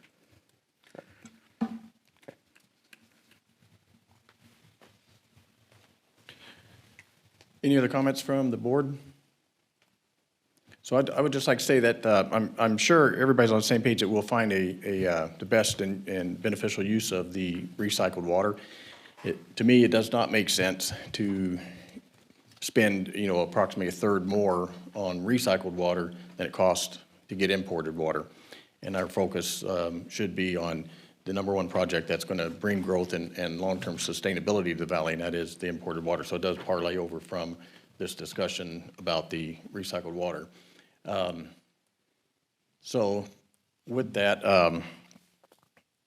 there's another point I wanted to make too, but maybe it'll come up here in a minute. But anyway, so let's bring it back to the public for any public comment on the floor. Okay, any public comment on the phones?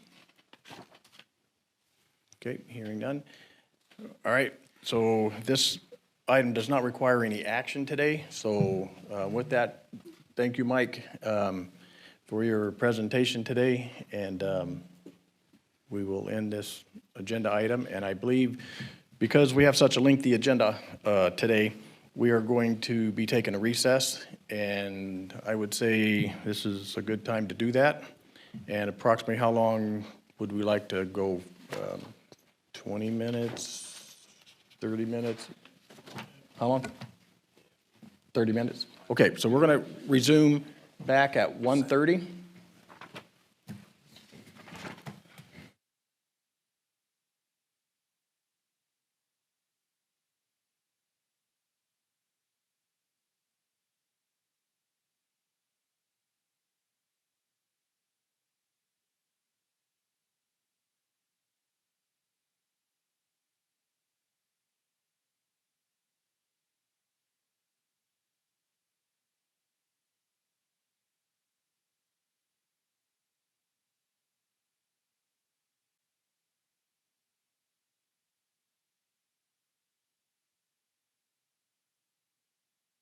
Everybody back? We are going to now resume open session. It is 1:32. We left off finishing item number 13. We will now go with item number 14, board direction and possible approval of funding path for imported water pipeline. And I believe this will be with Capital Corps? Yes. That is correct. Thank you, Mr. Chairman. Members of the board, welcome back.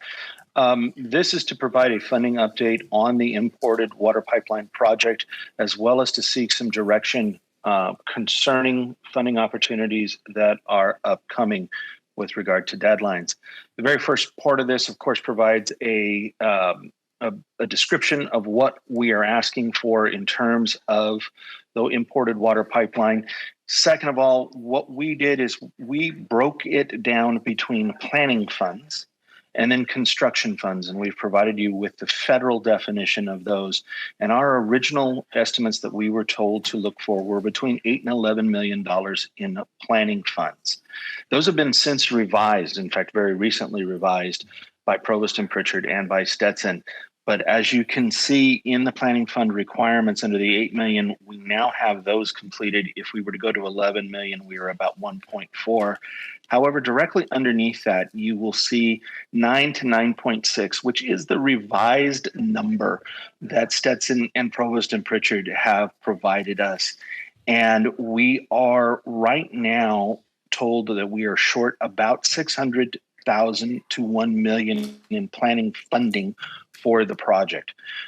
We have gone back out and will begin looking for potential grants for that funding. We're fairly confident that we can find that type of a grant. That's a fairly low amount. We do not think that it is legislatively directed spending. We should probably concentrate on grants, and between Jeff Simonetti and I, we are looking for those grants at this time.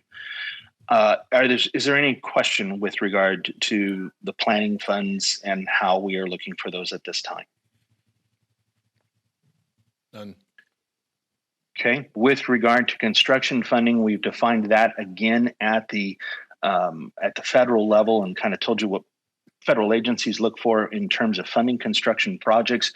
And I know you have all at the board level seen a bunch of different numbers today, ranging from 177 million to now going up to a whopping 212 million. Capital Corps is provided what we call the worst case scenario. And so that 212 million represents that worst case scenario.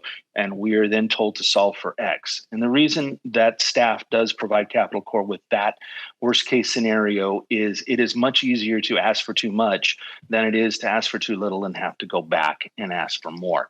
So at this particular time, we have an estimate of 212 million, which is the request. And then we have also updated the annual O&M and service costs for the project to be about $9 million, and then broken that down to a cost per acre foot of $25.94. That is the cost per acre foot of water in this particular phase of the project. State funding has the same problem that the water recycling plant is. The state is not in a position to help us out at this time with construction funding costs. On the federal funding side of the house, there are several programs. There are 5 potential programs, 2 of which are the same loan programs that we discussed in the water recycling project. The remaining of these are legislative projects, and those are detailed below. And back in, let's see, I can't remember when it was done, in March of this year, the board authorized us to present to Congress a Section 219, or an environmental infrastructure project request, for the construction amounts of the imported water pipeline project. That has been subject to further discussion at the board. And at this particular time, we're bringing it back for board discussion as to whether we should be looking at this as a 219 environmental infrastructure project, or should fall back to a water resources project under WRDA. Both of those are under the Water Resources Development Act. Both of those are U.S. Army Corps of Engineers administrated, and both of them will require a congressional authorization in the Water Resources Development Act of 2024. The reason that we are doing that is that if Stetson needs funds in 2026, in the year 2025, we'll need to go look for the appropriation of those fundings. And so we need to do the authorization now in order to set it up to be ready for the appropriation. If we wait for WRDA 2026, it is very likely that we would be pushed off for funding until fiscal year 2027. And that is the reason why we are looking to do this in 2024. To go through the differences between the two projects, first of all, there is some discussion. There's what they call a 7001 process. This is a process by which U.S. Army Corps goes through a feasibility study, goes through all of a lot of the primary tasks that we've already accomplished, quite frankly, on the interconnection process. There has been some discussion and disagreement between the Speaker's Office, Army Corps of Engineers, and Indian Wells Valley as to whether or not a 7001 process is required under the Environmental Infrastructure or 219 process. U.S. Army Corps and myself believe that it is not. The Speaker believes that it might be. And so we're still working through some of those particular issues. Cost sharing requirements, they differ quite a bit. A recon phase will need to be done on the project. That is a $100,000 cost to the authority that will need to basically back the project up and kind of continue on in the planning stages. A feasibility study will need to be done, which is an equal cost split. We believe we've sort of already done the feasibility study as we did it for DWR. Much of that would be done from the Stetson perspective, but we would need to meet the Army Corps' format. Pre-construction, which is planning dollars, is a 75-25% split, and we've actually accomplished most of that with state funding, and we would need to make sure that it would apply so that we wouldn't have to back up and do any additional pre-construction phase. And then construction is 100%.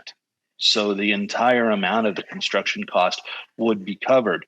On the environmental infrastructure, it is a 75-25 split for most projects.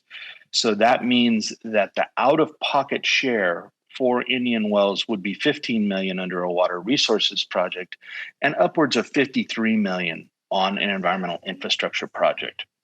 The timeline for Army Corps on a regular water project is 11 years. Under a 219 project, it's 5 years. Ownership, operation, and maintenance under both projects is returned to the authority. The next section gives you a general description of the two. The appropriation is the same. The act is the same. As of right now, we have a water resources project being considered by the Speaker's Office, and we have a 219 project being considered by the Speaker's Office as well as our two U.S. senators, and has been discussed with the U.S. Army Corps of Engineers leadership.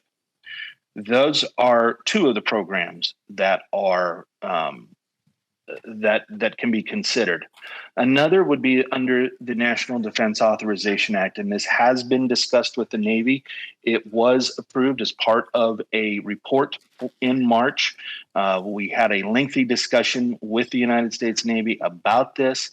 It does require authorization, same as the Water Resources Development Act. There probably is not a cost sharing requirement, although everything that we have done thus far would be turned over to the Navy, because the ownership, operation, and maintenance of the system would then become the responsibility of the Navy, and we would have to come to some agreement with the department. This would be appropriated through what we call MILCON, or the Military Construction and Veterans Affairs Appropriations Act.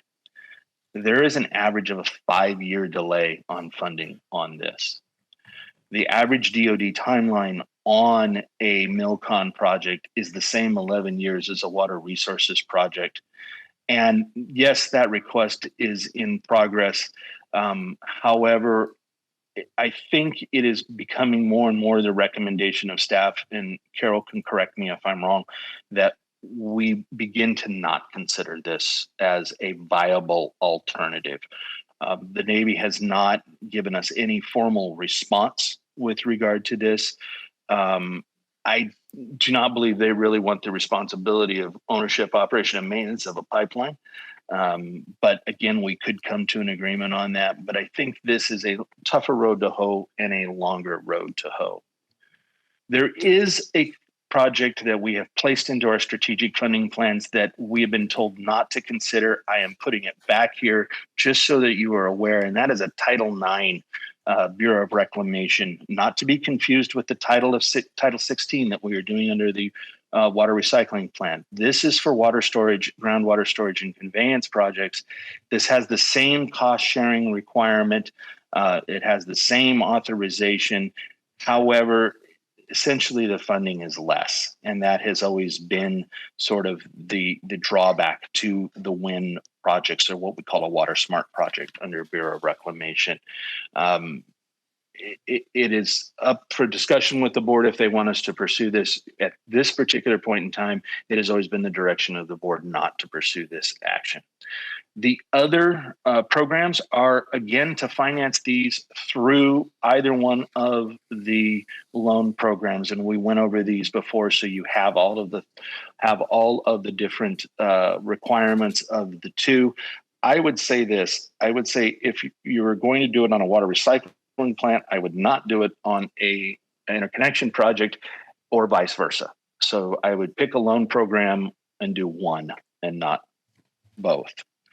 Where we are in our 2023 work plan is as follows. We are actively seeking construction funding at this time, and have now backed up as of the last couple of months, or last couple of weeks, to get the $600,000 to $1 million that Stetson needs in order to finalize planning activities. Right-of-way funding activities have been a specific task. These are going to continue as directed by Stetson, and as they tell us that they need us to look for funding for right-of-way activities. Alignment support, we've marked it as completed at this particular point in time. However, if there are any questions or concerns or problems that come up, Stetson or Provost and Pritchard are absolutely welcome to give us a call, and we will begin that. And then we have been actively asking for the 219 project under WRDA. And the reason that we're bringing this up for a discussion now is I believe there will be a hard deadline that we will need to make a decision on WRDA, which direction, either a 219 or a 7001 process, as early as October, very early October. And so the authority is going to be forced to make a decision. Are we pursuing a WRDA 24, and what type of project are we pursuing? At this point, I will stop and begin answering the board's questions. Thank you, Mike. We'll bring back to the board for any questions or comments. I only have one comment. It's going to go back to my previous comment. In paragraph 2, it specifically states here that this would be running the line to the Indian Wells Valley Water District tank. So I kind of feel like we're putting the cart in front of the horse. The Water District has not agreed to this yet. And so we would like to postpone this until next month, especially if there's a letter coming out in the coming week, so we could either be on board or not be on board. But at this point, we cannot be a participant in this project. Okay, so I personally am not in favor of postponing it, but I'd like to give the opportunity to any of the directors if they have any want to postpone this item or not.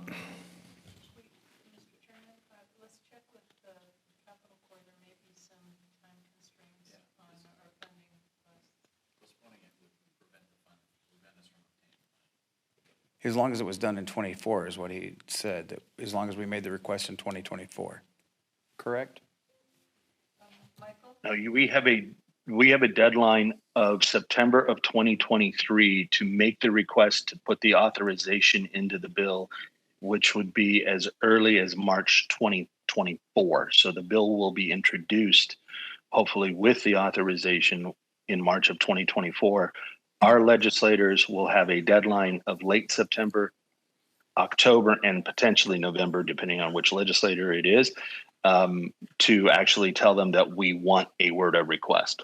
Yeah, just for clarity, one of the reasons we're having this special meeting today as opposed to just waiting for the next regular meeting is so that we can address this item now before September.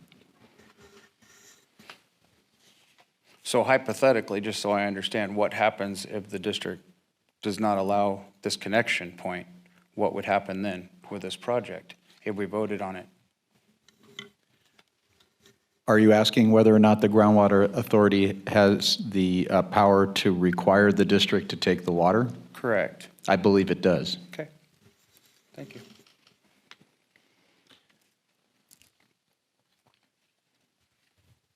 Any other questions from the board? I do have a question, Mike. Under the WRDA and the individual projects, the Water Resources Project and the EIP project, do we need to make a determination on that today? You do not need to make a determination on that today, but it would be helpful to make a determination no later than the September meeting. We wanted to tee this up now in order to do that. In case that we had a delay on this, if you delay it until October, it is possible we will miss a congressional deadline, and then we would be pushed into the 2026 WRDA. Okay, but so it would, I mean, would it help matters if we give direction and a direction on the which one within the WRDA? We need that, yes. Okay. We will eventually need to have which program we're going after. As of right now, we are leaning very heavily with at least members of Congress. We're leaning very heavily on the EIP or 219 project. There has been some discussion because of the construction cost sharing funding of moving this over to a water resources project, but recognizing that it'll delay it about 3 years. And which direction would provide the quickest funding? The 219 project will provide you the quickest funding, but not the same amount. It'll only provide you with 75% and will not provide you with 100% of construction costs. Okay, that's my only question for the moment. Any other comments from the board? No, not from me right now. Okay. We'll bring it for public comment. Any public comment on the floor? Seeing none, any public comments on the phones? There are none. So we'll bring back to the board for any further discussion. And Supervisor, Chairman, this is John Vallejo. I guess I'd like a little more clarification on the downsides of the two approaches. And it sounds like, sorry, numbers, but the first approach provide us with maybe less overall funding directly, but the second approach, what's the downside of that? The one that would provide more funding directly? You'll delay the project and potentially have some duplication of cost. We did talk about 15 million being the total estimated project cost share for Indian Wells.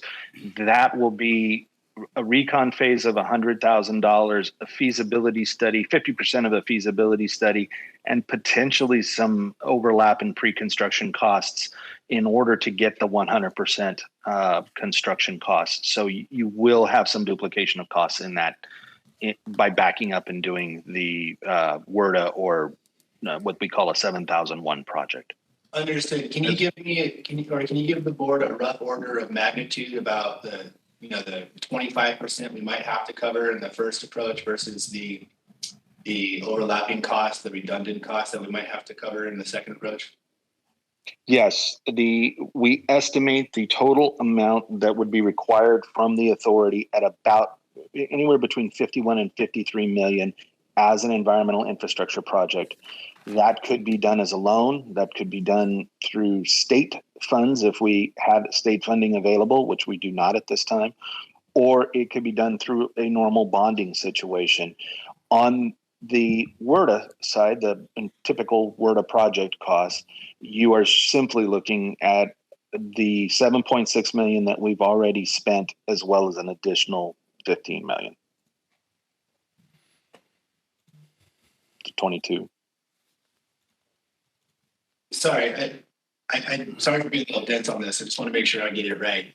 I'm trying to compare the costs that the authority would have to pay out of pocket if we can't find other sources of funding. And I don't think I quite understood your numbers that you threw out there again. So sorry, but if you can repeat that in that context, I might have missed it.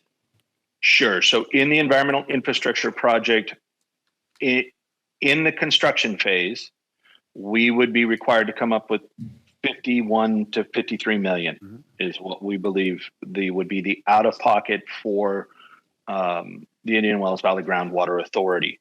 That would be the 25% cost share? That's correct. Okay, that is correct. And on the other approach, On the water resources project, you would be looking at a 15 million out of pocket. Got it. That is primarily duplicative costs. Got it. And the timing difference between the two? Was there a significant difference in the time? I understood the first question was whether or not, which one would get us the money quicker, but what's the order of magnitude in terms of the timing difference here? There is approximately a 6-year different time frame between an environmental infrastructure project and a water resources project, primarily due to the fact that 3 years of that 6 is spent in this recon, feasibility, and pre-construction stage. That is not required in a 219 project. We would simply move forward based upon the current construction timeline schedule.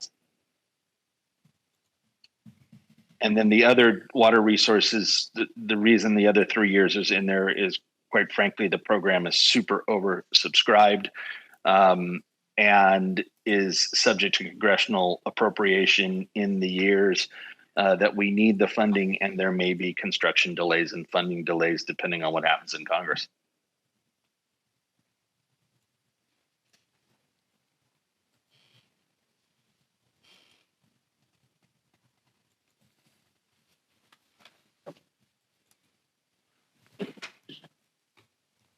If Director Vallejo, I didn't hear, but if you're done, I was going to ask a follow-up question.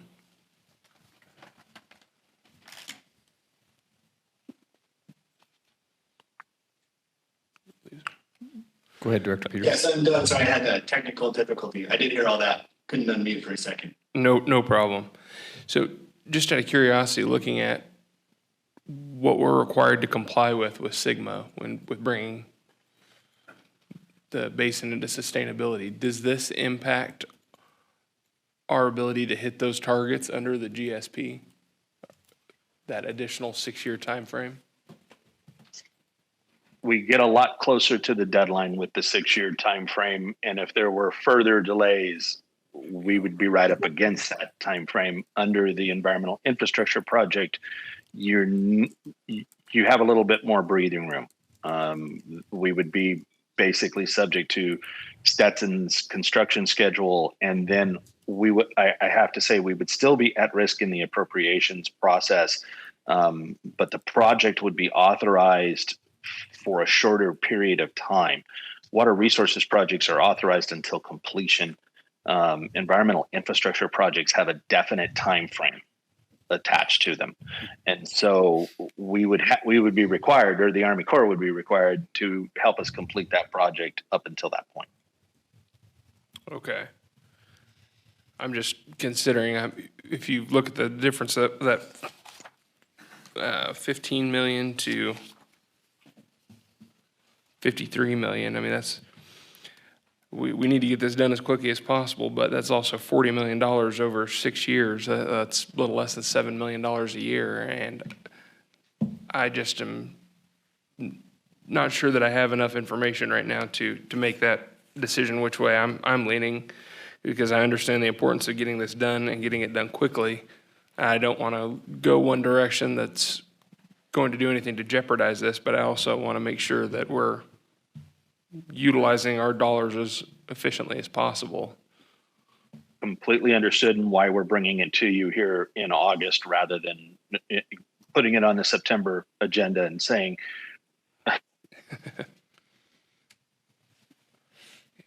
All right, I think that's all I've got for right now. Okay, any other comments from the board? So are the directors in a position to give direction on this item today? I mean, are we looking for, I apologize, the direction and approval of the funding program. So could you give us your recommendation again? Is it the EIP direction? my initial recommendation was the EIP. There has been staff discussion about the water resources project. I think it becomes down to a board decision of do we risk the delays and the length in the project to try and obtain a greater amount of funding for the construction aspect of it, or do we go with the environmental infrastructure project in hopes that we will have a state route of funding to help offset that $53 million? Right now, we do not. 4 years from now, I'm hopeful. That's the best that I can say. What I would say is that we would like you to probably eliminate the other sources at this time, but recognizing that we may have to fall back to an SRF loan if we're unsuccessful. I'd like to make one comment in reference to Director Peters' comments. I would rather see also, if we're going to look for money, let's do it on the cheapest rate we can, because 15 million is a lot easier for 11,000 ratepayers to handle than 53 million. So if we could look at that, that would be beneficial, because that's the ultimate goal of the district, is to make this as affordable as we can, and that's a $30 million difference. So. Yeah, understood. I think I need a little bit more information though, as far as so there's a possibility that state funding becomes available for that, and if there's not, then we might have to look at an SRF loan. That's correct. You would have to look at some sort of a loan or bonding procedure for that. And do we have any idea what that would look like as far as finance costs, or what that amount of money would look like over the bonding period?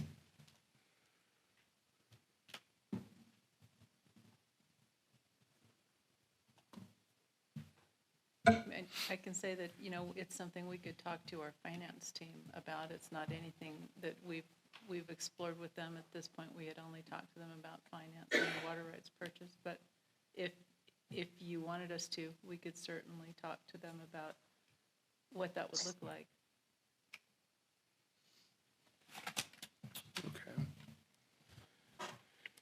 Okay.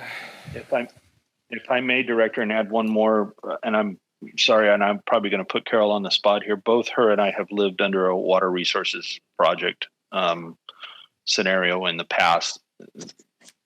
They do get delayed. They are difficult. They can be a little frustrating at times because we are subject to the congressional appropriation under the general WRDA program. So it's not without risk to move it over. In addition, I probably will need to, at some point in time, have a conversation to make sure that the pre-construction stuff that we have done thus far will meet U.S. Army Corps requirements, and that there's not some silly requirement that they have to do all of it, in which case that 15 million would be larger. it'd be a bigger number. But right now, what everybody believes is that the monies that we have spent thus far will go toward the pre-construction activity. Okay. Well, it's difficult, I feel like, to make a decision on this right now.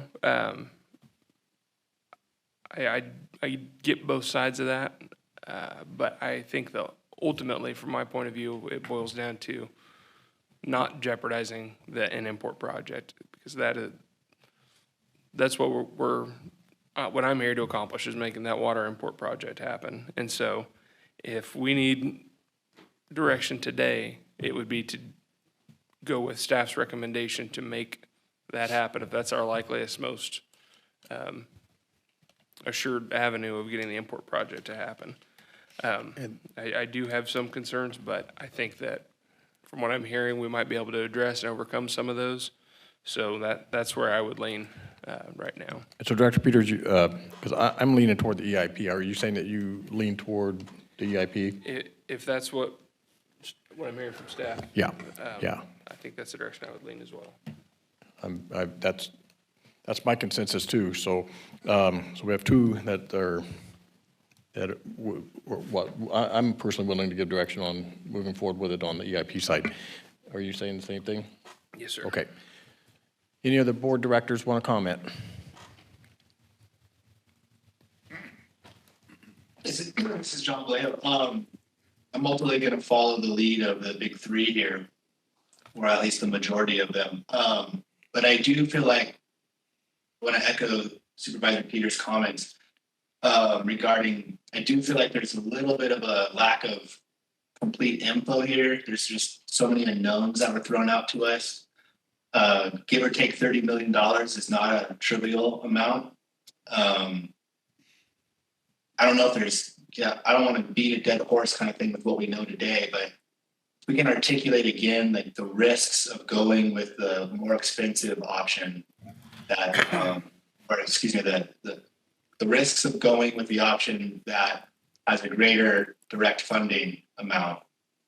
If we can articulate those clearly so that the public understands the risks that we're weighing against the cost, I think that would help to hear it at least one more time, just to make sure we're all on the same page about what the risks really are. Absolutely. And let me see if I can be concise in that. The risks are a duplication of cost in pre-construction activities, meaning reconnaissance, feasibility study, and planning costs. So some duplication of cost. A longer project timeline over 11 years versus the average of a current EIP project at 5 years. I'll stop there. What's the reason for that longer project timeline? 3 years of the 6 years is specific to the recon, feasibility, and planning stage that U.S. Army Corps would have to go through. So it will delay us for those 3 years. So and then the other three, yes, and then the other 3 years is funding. It's congressional underfunding for the program. And those years, those additional years that we'd have to wait puts the project at risk. Why? It does not place the project completely at risk. You push up against the 2040 deadline. You push closer to the 2040 deadline under the GSP. However, there has been some staff discussion that if this were in progress, we could seek an implementation date beyond 2040. So I don't know that either one of them place the entire project at risk, and I don't want to say that. One is just I think that's actually that's a very helpful explanation, and I just want to throw this out to the board. You know, what I'm hearing is the risk is we're not in compliance with the mandate of achieving sustainability.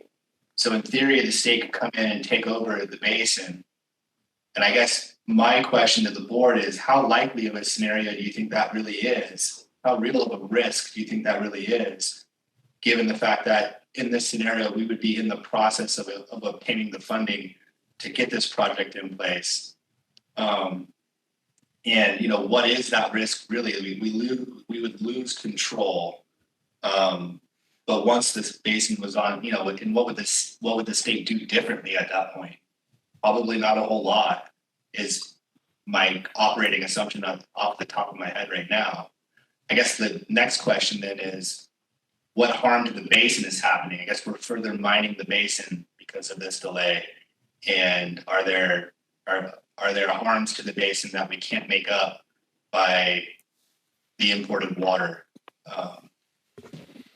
Just to kind of put what risks we're really talking about into context and frame it up for our decision about, give or take $30 million cost.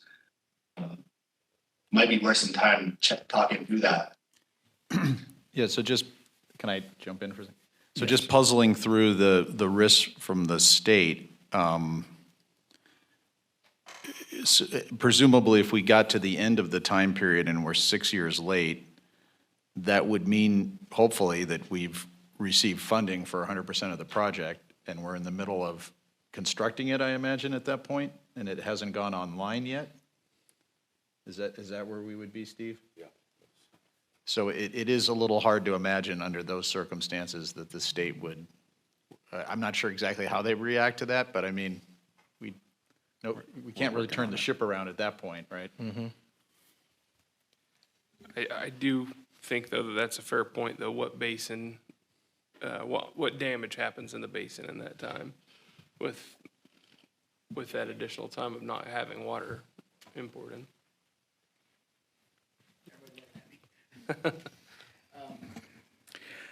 So I wanted to point out two things. I think, Mike, if I heard you right, you're saying they don't have to make a choice today. September 13th could be a good final day for the board to make a choice with what you're looking at? Absolutely, Phil, that is correct. We put this on the agenda today, basically understanding that this may take a little longer and take some consideration by the board.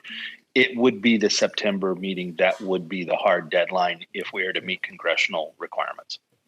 Thanks. So if that makes it any better for the board today, that you're not sitting up there completely in the hot seat, there was a question of what does this actually cost? And I can give you a way to estimate it. How much overdraft is going to occur in those 6 years? If the overdraft is 4,000 acre foot over 6 years, so 4,000 times 6, that's 24,000 acre foot. Mojave Pistachio and others are still pumping, and they're still pumping under the presumption that, and one of the things they argue is, this pipeline's never going to happen. We should be able to keep pumping. They never say what actually happens to the water if they keep pumping, what we're going to do with this basin. But their argument is this pipeline's never going to exist. I mean, we've just recently seen something calling it a pipe dream. Forget that we have Trona, one of their parties, sending water 30 miles outside of this basin, but it's a pipe dream. So let's just use 4,000 though. Let's consider that Mojave moves into where it should and all the transient pool moves forward, and you're only looking at 24,000 acre foot of water over that 6 years. If you only multiply that by $500 an acre foot, that's $12 million. And you're not buying water for $500 an acre foot, with no carrying cost to get it in this basin, no ability to put it back into the basin. So what you're losing is drought resiliency. So if you think about the import project and everything that we're looking at here, the bottom line is if you're in a year, let's say it's 2030, we have a very bad drought that year, you're not getting imported water because of whatever reason, drought, it's not coming in that year. You're going to be overdrafting the basin that year. You're going to be using your groundwater as a bank or savings account, and you're burning savings account. So I hear these numbers. I understand they're big. I understand it's not a very good situation or a sandwich to be in, but those are what you have to look at from one side to the other and keep focused on the bigger picture. Thank you, Phil. I think that's helpful insight into the the collateral effects of delaying. Because there is, I mean, and maybe Stetson can weigh in, or maybe we just really need to put this into a staff report aimed at these issues for the 13th. Because at this point, I think we do need to spend some time thinking about it. But maybe Stetson can discuss what the pipeline as it's currently proposed would be able to do in terms of additional water during this extreme drought set of years, if that would make any difference. And I mean, we don't have injection capacity or capability, that sounds like, so maybe there is no way to kind of cover that issue of losing, you know, the amount of water that we have stored that would be usable in a scenario where we weren't able to bring up as much water as we would like to, kind of thing.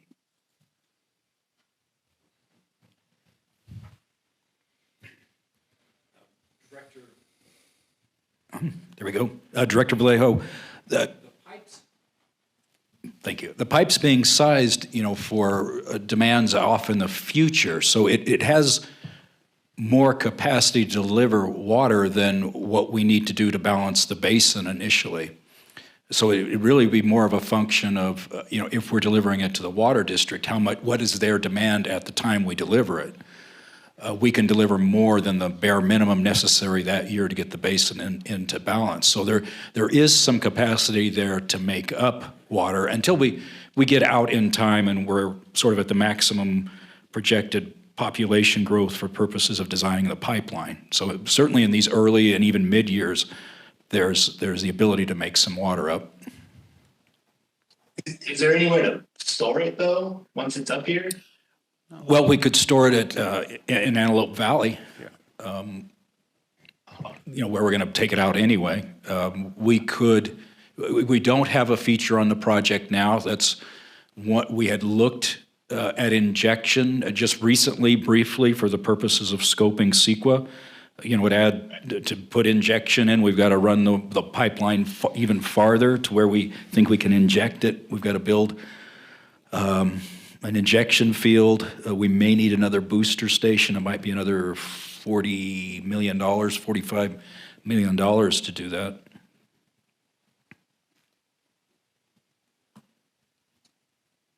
Okay, yeah, this is all, I think, important things for the board to weigh and consider. I'm not sure of the correct answer here. I think there's a lot of policy decisions and risk assessment that we need to make.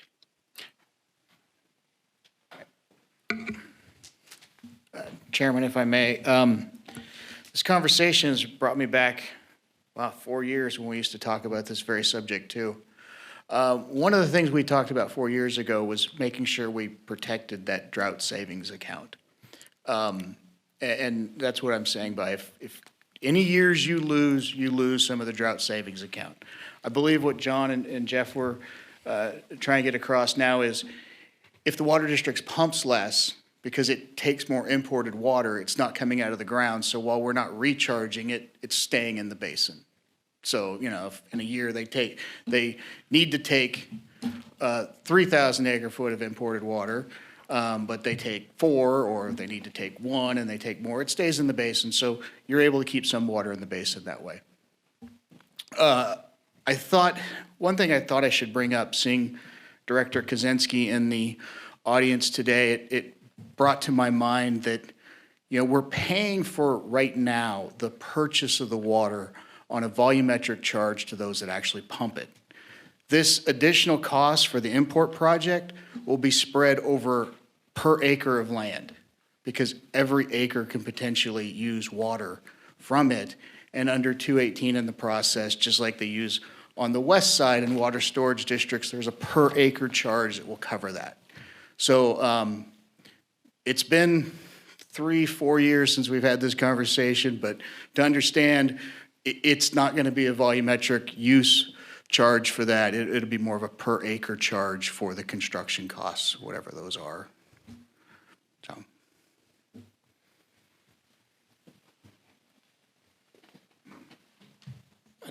I'd like to ask a question. With regard to the sticking point seems to be this 6 years of pre-planning. So right now, the GA is engaging in an EIR, and we've already done a GSP. Does none of that count towards this feasibility study? Because it seems to me like the Corps of Engineer, a lot of their questions would already be answered by what's already being done. So if that's the case, then that time frame would be shortened and the savings, of groundwater could be improved. So I just wanted to make the statement and ask the question. I don't know the answers to them, but perhaps Capital Corps does, or somebody smarter on the issue than me does. The answer to the question is we hope so. In discussions with Army Corps, they have a specific process that, of course, is outlined in the statute that they have to follow. And there will be some duplication, and they immediately brought that to my attention when we had the conversation about it. We would believe that they would take literally everything we have done in pre-construction thus far and would put it through their process and try and limit that duplication as much as possible. I don't have a final answer from them. It is something that I am hoping to have a conversation with Army Corps management on it. It's not something that they have necessarily faced before as they go through that 7001 process, but one would think that they would do the EIS just like what we're doing right now. It would not be any different. Thank you, Mike. Go ahead. I'm Don Decker. I would like to point out that there is a really serious consequence of delaying to, say, 2040. Having additional water in this basin. 90% of the wells in this basin are shallow de minimis wells. And by that point in time, if you don't have additional water, most of those wells are going to be dry. Let me say that again. We're facing basically a disaster for the de minimis wells in this basin. What will happen is that as they fail, they will attempt to join, some will attempt to join the water district, of course, adding to the water district's water requirement. And many will do what they're doing right now, which is water hauling, but that's water from this basin. It's not saving any water. So you have an additional consideration. The 90+% of the wells is a significant fraction of the population that we're talking about. So Don, if I understand you right, if we take the numbers that Phil gave us earlier about the cost per acre foot and multiply that out by a more realistic cost that it would cost us to purchase water, because in some of these deals that we're looking at, it's much more expensive than $500 an acre foot, but bumping it up 4 times that to $2,000 an acre foot, we're at $50 million. So if I hear you correctly, we're 50 million out if we go the Army Corps of Engineer route in a longer time frame, which jeopardizes the basin. Or theoretically, we could be burning up, $50 million worth of, it'll cost us $50 million, to go the EIP route. Money-wise, you're looking. Well, I don't think it's even the same. I think I'm conservative on this number, just roughhousing it. But by going that EIP route, we're conserving that water in the basin, which in the long run is a better position for the groundwater storage in this valley on the long haul. Is that what I'm hearing you say? Well, a good number of the wells, the shallow de minimis wells, are at the depth they're at because the organic clay body, which is underlying much of the productive part of this basin, has not been mapped up until the present time. Stetson is working on it now. it's been discovered long since, but ignored. And the water quality in that huge body of, different material, it's the lake bed for the China Lake Playa. And it was huge in its day. And the water quality there is terrible. It varies from 3,000 to maybe 10 times that, 30,000 parts per million. Seawater is about 30,000. So as we deplete the shallow water, which is what we're doing, we are actually running out of, decent water to use for whatever purpose, domestic or whatever it is. So I think the decision, you guys might call it the equation that tells us how we fare needs to include more than just the raw numbers of cost, needs to include the actual availability. Yeah. It's a totally sobering, terrible situation that we face. Yeah, that's a great point, and I think it's a really important point. And I think another cost that maybe is inherent in that comment and that point that we haven't really identified directly is the idea of the shallow well mitigation cost that might be incurred.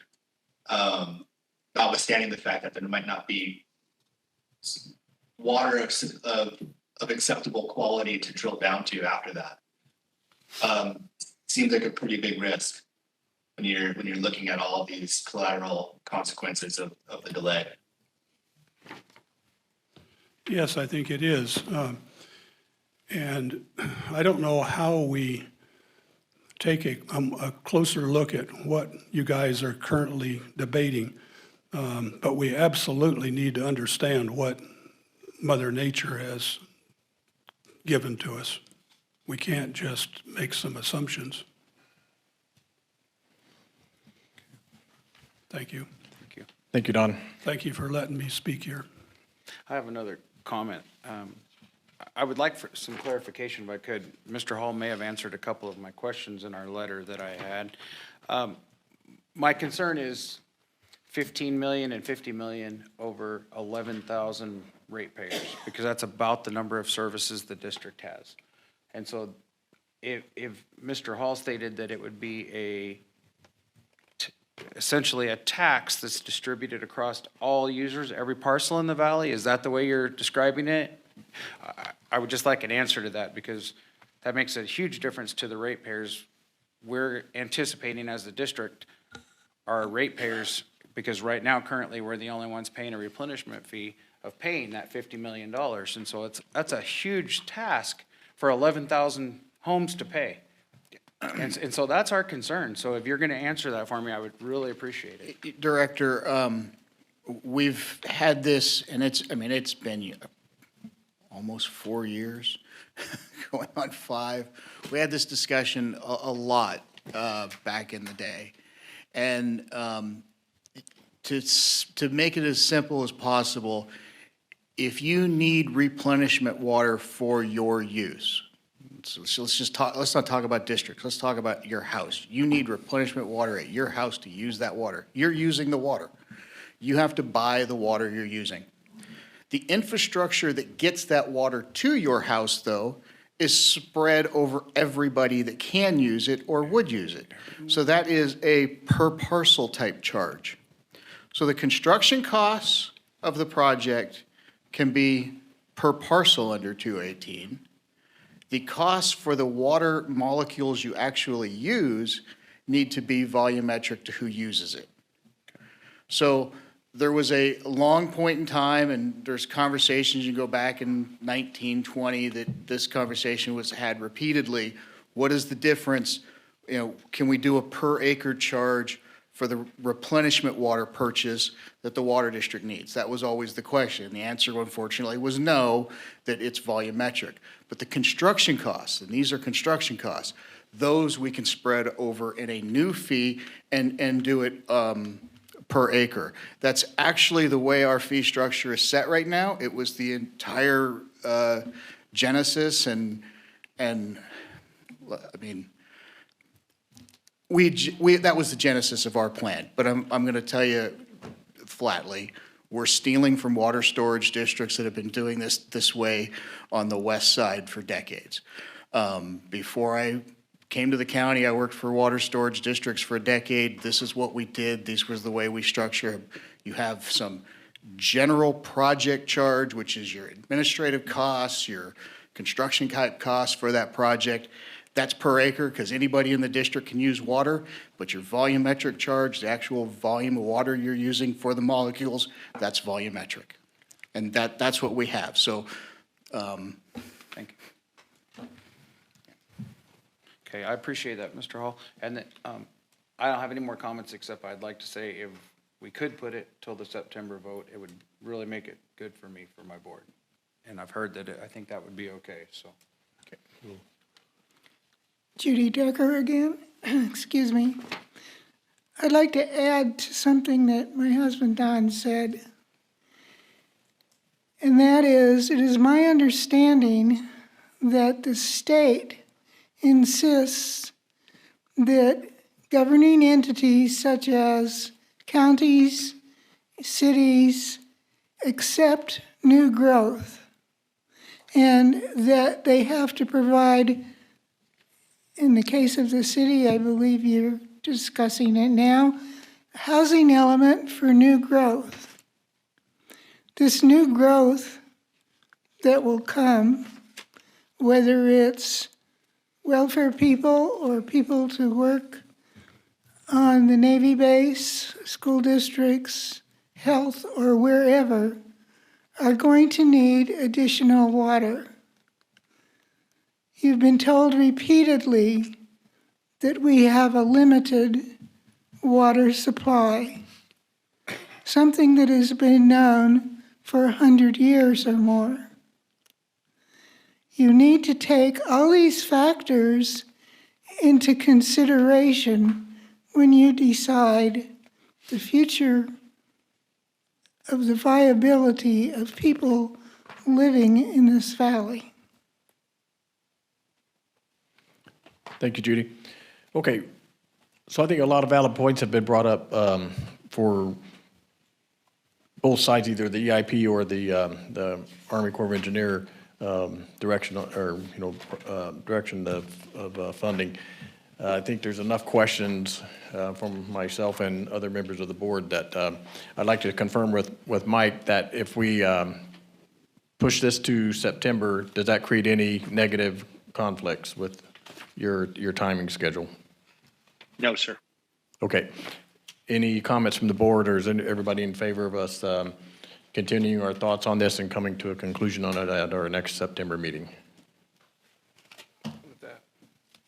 I got one nod, two nods.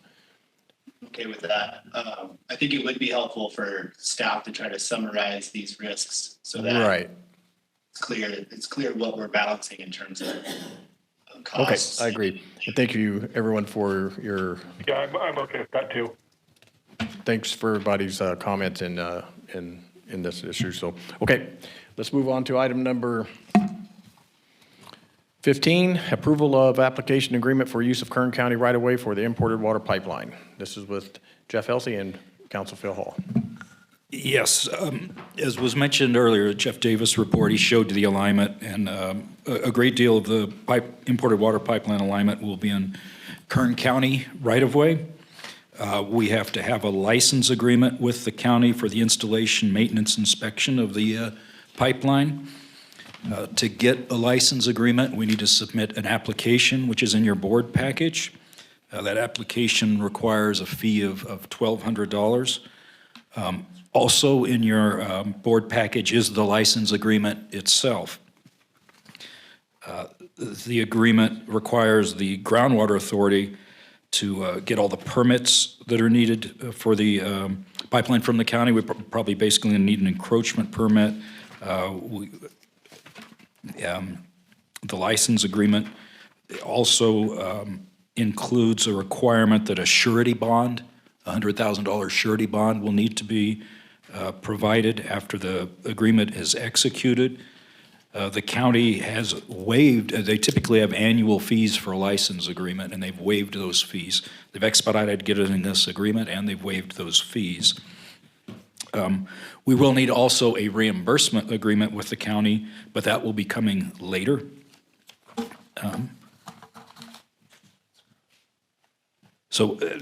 I'll keep it brief. Our staff's recommendation is that the board authorize the general manager to sign the license agreement and the application, and for use of Kern County right-of-way for the imported water project.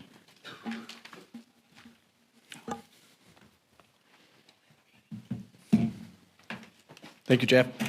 So we'll bring it back to the board for any questions or comments for Jeff.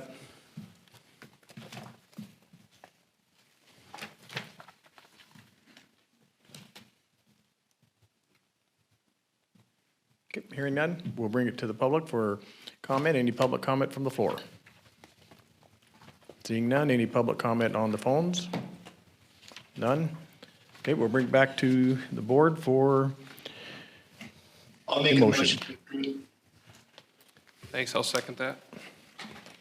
Chairman Hayman. Aye. Vice Chair Peters. Aye. Director Itnyer. Aye. Director Griffin. Aye. Director Vallejo. Aye. Motion carries. Moving on to item number 16, approval of reimbursement agreement with California City for the imported water pipeline. Again, this is with Jeff. Portion of the pipeline, as we've seen today, starts in California City. The city is requiring a reimbursement agreement for their staff and consultant time to issue permits and review our plans and work towards an ultimate agreement for use of their right-of-way. That agreement's in your board package, been reviewed by council. It requires a $30,000 initial deposit.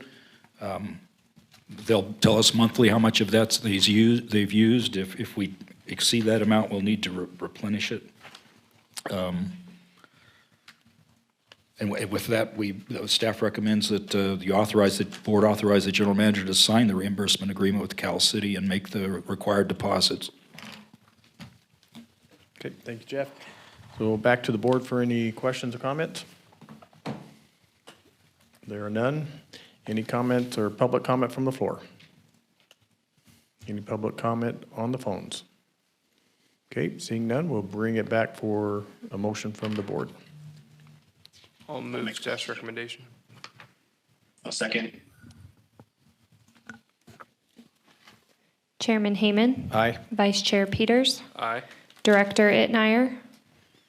Aye. Director Griffin. Yes. Director Vallejo. Aye. Motion carries. Okay, moving on to item number 17, desert tortoise and Mojave ground squirrel mitigation for the imported water pipeline. Jeff? I'm going to present this one. We do have Jeff Klein with Provost and Pritchard who's available to answer questions. So Provost and Pritchard, they're environmental group for the imported water pipeline. We're out doing surveys for sensitive species, including the desert tortoise, the Mojave ground squirrel, and some other, sensitive plants along the pipeline. They found a tortoise within 100 meters of our alignment. They saw the presence of some burrows for the burrowing owls that could be habitat for them, and some other suitable habitats. So there's a potential we've got sensitive species near or in our alignment. This kind of triggered the need to go we are going to need some mitigation for this. So there have been some discussions with California Fish and Wildlife and U.S. Fish and Wildlife about that. In trying to look at how to address the mitigation, one option is to sometimes do a present and absence survey. That is, you go out and try and trap these the species, and if you don't trap them, you postulate that well maybe they're not there at the time you do it. You do it before construction, and you'll be okay. Provost and Pritchard and talking with Fish and Wildlife doesn't believe they're going to accept that just because you didn't catch it in the, whatever traps you put out doesn't mean it's not going to be there. They believe mitigation will be needed. There's at least a couple of different ways to provide the mitigation. The Groundwater Authority could purchase some property, suitable property, and put a conservation ordinance or basically preserve that land for habitat and for the species. That's there's a cost to that and a timeline to that. This mitigation would need to be done before our construction starts. There probably isn't time to do it on the schedule we're on now. The other option is to go out and buy mitigation credits from banks, properties that have already been preserved just for this purpose.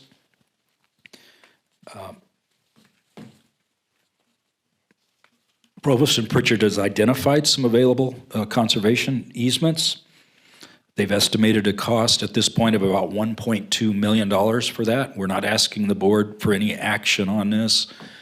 At this time, we've talked about the budget. What we are covering, we don't have in the DWR budget enough money for this easement right now. But Provost and Pritchard is advice to us was we purchase it as soon as we can, because these can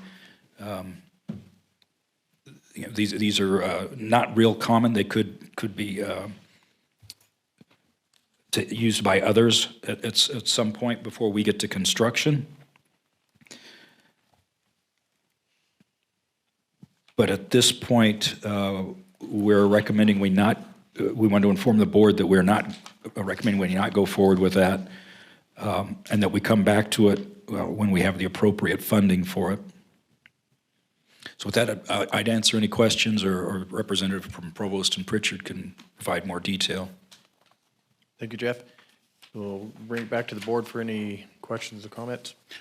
Just a quick one. Are you looking for, or is Provost and Pritchard looking for ground squirrel mitigation property or desert tortoise or both? Both, yeah. Because I know there's going to be different areas, so. Yeah. Okay. Okay. Allow me to interject too. So this is about CDFW. The Bureau of Land Management also has our own requirements under federal law. Our land use plan right now for critical habitat requires a 5-to-1 ratio for acreage. And that's for long-term impacts. Short-term impacts would be a lot less. But, when you're thinking about this, there's also the federal side. But the squirrels are the state side. And so in our mind, it's really squirrels and tortoise are the two biggest issues. Just keep that in your mind. And that 5-to-1 is every acre that we would utilize, we bring back 5? Or is it the other way around? Might be able to combine mitigation acres for squirrels and tortoise, if that was the case. We haven't really talked about that yet because we're just not that far. We're still trying to figure out how big the alignment is and how much of it touches desert tortoise critical habitat. But there's also general habitat for tortoises and movement corridors. So unfortunately, the answers for tortoises isn't quite as easy. But you're asking the right question. Okay. Thank you. Okay, any other questions from the board? Seeing none, any public comment from the floor? None? Any public comment on the phones? Okay. And I believe this is a no action item at present, but we will be seeing you again with this very soon, or I assume. Before Okay, construction. thank you, Jeff. Probably wouldn't leave yet, though. Okay, moving on to item number 18, request for variance. And again, this is with Jeff Halsey. Yes, the board adopted an ordinance requiring water meters for certain users. That ordinance also required that those meters provide tests certifying that their meters are accurate within certain limits to the authority. The ordinance also as provisions for a variance, and it's in the staff report there, that small mutual and co-op well owners or operators and others that can demonstrate pumping volumes under 10 acre-feet per year may apply in writing to the board for a variance from the meter testing provisions. And also, those pumping solely for residential purposes that can demonstrate a severe economic hardship may also apply in writing to the board for a variance. The GA staff sent out letters to the registered well owners back in May, making them aware that the requirement for the update on their meter testing certifications was due. And I think in response to that, they got the authority got 2 requests for variances. One of them is from CHLT Water Group. They're a small mutual water system. They pump solely for residential purposes. They have 4 connections. One of those 4 connections, in addition to being connected to the water group, has its own well and uses its well, and it is available for emergencies, as I understand it, to the rest of the group. They've asked for a variance because they pump under 10 acre-feet per year.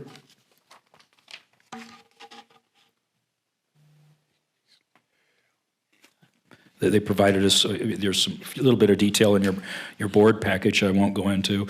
The other one was the Hamer Water Co-op. They're just a co-op. They have 9 service connections, but they tell us those aren't all active. There's only 5 properties that are using the water right now. And they're also reporting that their water use is down below 10 acre-feet per year now, and they also say it would be an economic hardship to test the meters.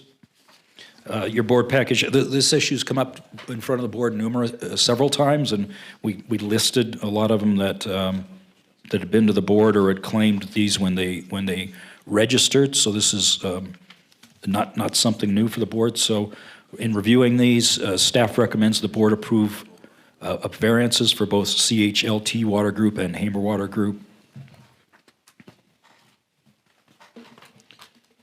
Thank you, Jeff. Bring it back to the board for any questions for Jeff. I just want to make a comment real quick. I'm not positive. I think I will probably abstain from voting because I believe my son could live in the Hamer Water Co-op. I'm not sure, so he's not. Okay, then I'll be okay. Okay. Okay, so hearing no other questions from the board, any public comment on the floor? Seeing none, any public comment on the phones? There are none, so we'll bring it back to the board.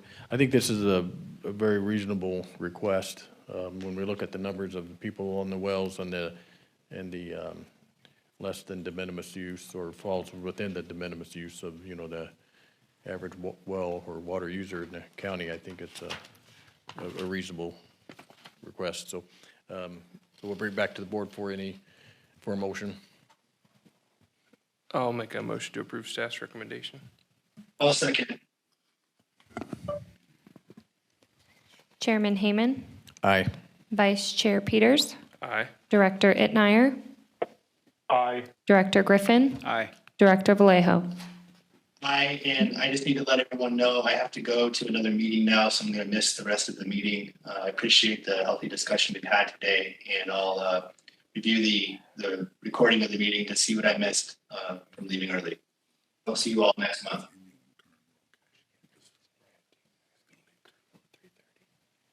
Yeah, that doesn't end the meeting because we still have a quorum physically present, and I believe Director Itmeyer is still on the line. I'll let them Okay. cancel. We're good. Canceled mine. Thank you. We'll move along now to item 19, Water Resource Manager's Report. Thank you, Mr. Chairman. This will only take a few minutes. We'll try to move it along. One quick note, going back a couple of agenda items, the discussion on environmental mitigation costs. This actually was a partial answer to one of the questions that the Water District had. I just want to make sure that Thank you. Director Griffin knew that, at least a partial answer going in that direction. So for the Water Resource Manager report, it's in writing in the packet. There's not anything earth-shattering. I'm going to hit just a couple items that are there. On the grants for the Prop 1, Prop 68, we've got about $28,000 that's been approved. We're just waiting for the checks. On Props 1, Prop 68, and the implementation grant, which is the a large grant, we've got a total now of a little over $1 million under review by DWR. If you add them all up, they're in. We've gotten comments back, so significant amount of money coming back from the state. We're expecting payment on those. The Urban Community Drought Relief Program, we awarded the grant, and we're going through contractual process right now, just waiting for approval from DWR, and then we'll get going on that. And we anticipate working with the Water District. That's a consolidation grant, to look for consolidation. The section on the implementation projects, we've talked enough about recycled water and imported water. I think we can skip right over those as far as the Water Resource Manager. This is just the stuff in writing. Under the miscellaneous items, this is normally Jean Moran's item. There was nothing major here, so, and she had some other obligations. But at the top is data collection. That's stuff her and that Jean and Nicole do. Just an update on what we're doing there. There's also an update on the GSP model configuration management plan. That's the plan that put together with the Navy to use and manage the model. That model is being updated. It's nearly been, this is for the 5-year update of the GSP. The model is being updated under that configuration plan. It is nearly complete on its update and getting ready to start the calibration. So by next month, we should have an updated model ready for the 5-year update. So that's good news. Subflow from the Rose Valley. Gene wanted me to report that they are looking at the second site for a well. They were out in the field on the 18th, identifying the next site. LADWP Emergency Release Program. I think Director Griffin reported we got the same information that LADWP is going to initiate new releases based upon the hurricane that they just saw and the amount of water that they're seeing in the system.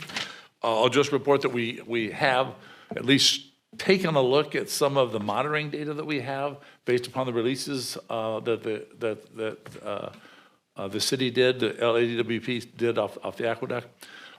We're not seeing anything quality or water level wise that we could attribute to the releases right now. In some of the shallow wells, we have seen a little bit of a rise, but it goes back, and we believe, at least right now, that they're more tied to the wet year we just had, maybe surface percolation, because it's shallow, where the wells are shallow. The deep stuff, we're not seeing much of anything yet, but we will keep monitoring that. We should be able to get a report back late in the fall this year as to what we see based on those releases. Any impacts at all to our monitoring wells. It's kind of important for us to know. It's a good test, and that's all I have. Thank you, Steve. Okay, next we'll have item number 20, General Manager's Report. And Carol, that will be with you. Yep. Thank you. Very briefly, your financials are in your packet. Let me know if you have any questions. A really quick update on the C&E plan. We've started working on reviewing the website and coming up with ideas for improvements. We have in-house at RGS, we have a digital communication specialist, and he's going to be helping us out on a facelift for that. And I'm also working on a draft template for a newsletter that I hope to preview with you by the next meeting. And then the last two items are Capital Corps. So I think I'm just going to ask Michael McKinney if he has anything that he wants to add to what we've already discussed. Otherwise, his report is in the packet. Report is in the packet, available for questions. I will just thank the chairman and Supervisor Peters for their assistance and help in tell you that we were able to remove our opposition to AB 1205. The bill has been amended and our concerns have been addressed. Thank you, Carol, and thank you, Mike, and thank you and Jeff and Capital Corps for all your hard work on those different bills. So you guys have done fantastic work. Thank you. Let's see. Okay, moving on to item number 21, PAC report with Dave Janis.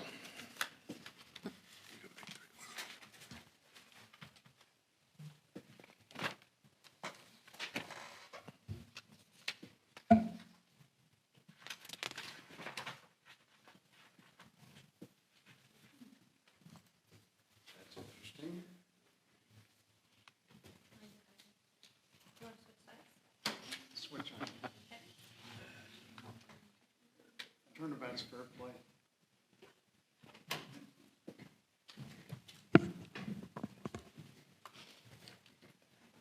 Good afternoon. The PAC met on the 27th of July. We had one continuing topic held over from the last time, which was our review of the request of this board for recommendations regarding fair and reasonable expectation for documentation from shallow well owners on the what would demonstrate their maintenance and what might be necessary documentation-wise for consideration under application for the program. We had asked the subcommittee to go back and taking into account our lengthy discussion we'd had at the previous meeting on their inputs and to reorganize it and put it more in a bullet format. And they had done so in this meeting. They put together a condensed 2-page summary that the committee really liked. However, we didn't feel as a committee as a whole didn't feel that we'd answered the specific question about, okay, what is the minimum recommendation document? So we asked them to go back and do that. So we're going to have that at the next PAC meeting, which will in fact not be tomorrow night as originally scheduled because of some of the conflicts and the numerous meetings ongoing. It's been postponed till later, and we're looking at whether we need to hold a special PAC meeting or whether in fact will be our September meeting. But I think it's important to note in the document that the committee submitted at that time, the subcommittee had submitted a document, their report, and the full committee agreed 100% with that. And so part of the final motion that asked them to go back and add these supplementary sentences, we approved that for consideration and submission as the recommendation from the full board with the added factors to be added at the next meeting. So I wanted to point that out. And I wanted to remind you that out of this discussion this time, we had noted that while the Groundwater Authority has the responsibility to mitigate all shallow wells that go dry or suffer water quality degradation beyond usable limits under SGMA, in fact, due to the chronic lowering of groundwater in the valley, that's what the policy covers. But our expertise, as the subcommittee's expertise and the expertise of the committee as a whole, did not include our ability, we felt, to adequately address the issues of anything larger than de minimis shallow wells, small well owners. So that's the perspective, and the committee, the full committee accepted that. We didn't feel qualified or otherwise to add to what might be required from co-ops or larger operations that would qualify under the policy itself. So we looked at that as outside our scope and ability to respond properly. We also felt that water quality, there's 2 factors that someone would be eligible for the program. Once they've demonstrated they've had the effect of either groundwater quality or groundwater level, their well had gone dry due to the chronic groundwater lowering. That's what they've demonstrated. It's the groundwater table that has caused their issue. We did not feel, because of the complexities involved, that we had the ability in the locations around the valley, the legal requirements, all the issues that surround water quality. That was also above our pay grade. So we did not address that. So what you're going to get from us ultimately is a subset of addressing about 95% of the shallow well, or 95% of the wells in the valley are de minimis, which already came up in the discussion this afternoon. So it will cover that. It would also likely be the minimum necessary for any well, but there are additional requirements above and beyond that we suspect, and additional considerations, legal, et cetera, that would happen to be applied to larger groupings than smaller de minimis wells. So what you're going to get with us, from us at the next board meeting, full board meeting, should be the agreed to previous statement, 2-pager, and an additional clarification on what the specific documentation recommendations are. Any questions? Any questions from the board? None? Any questions from the public? None on the line, so you're in the clear, Dave. Thank you very much. Okay, our next meeting will be September 13th, 2023, and with that, this meeting is adjourned. Thank you, everybody.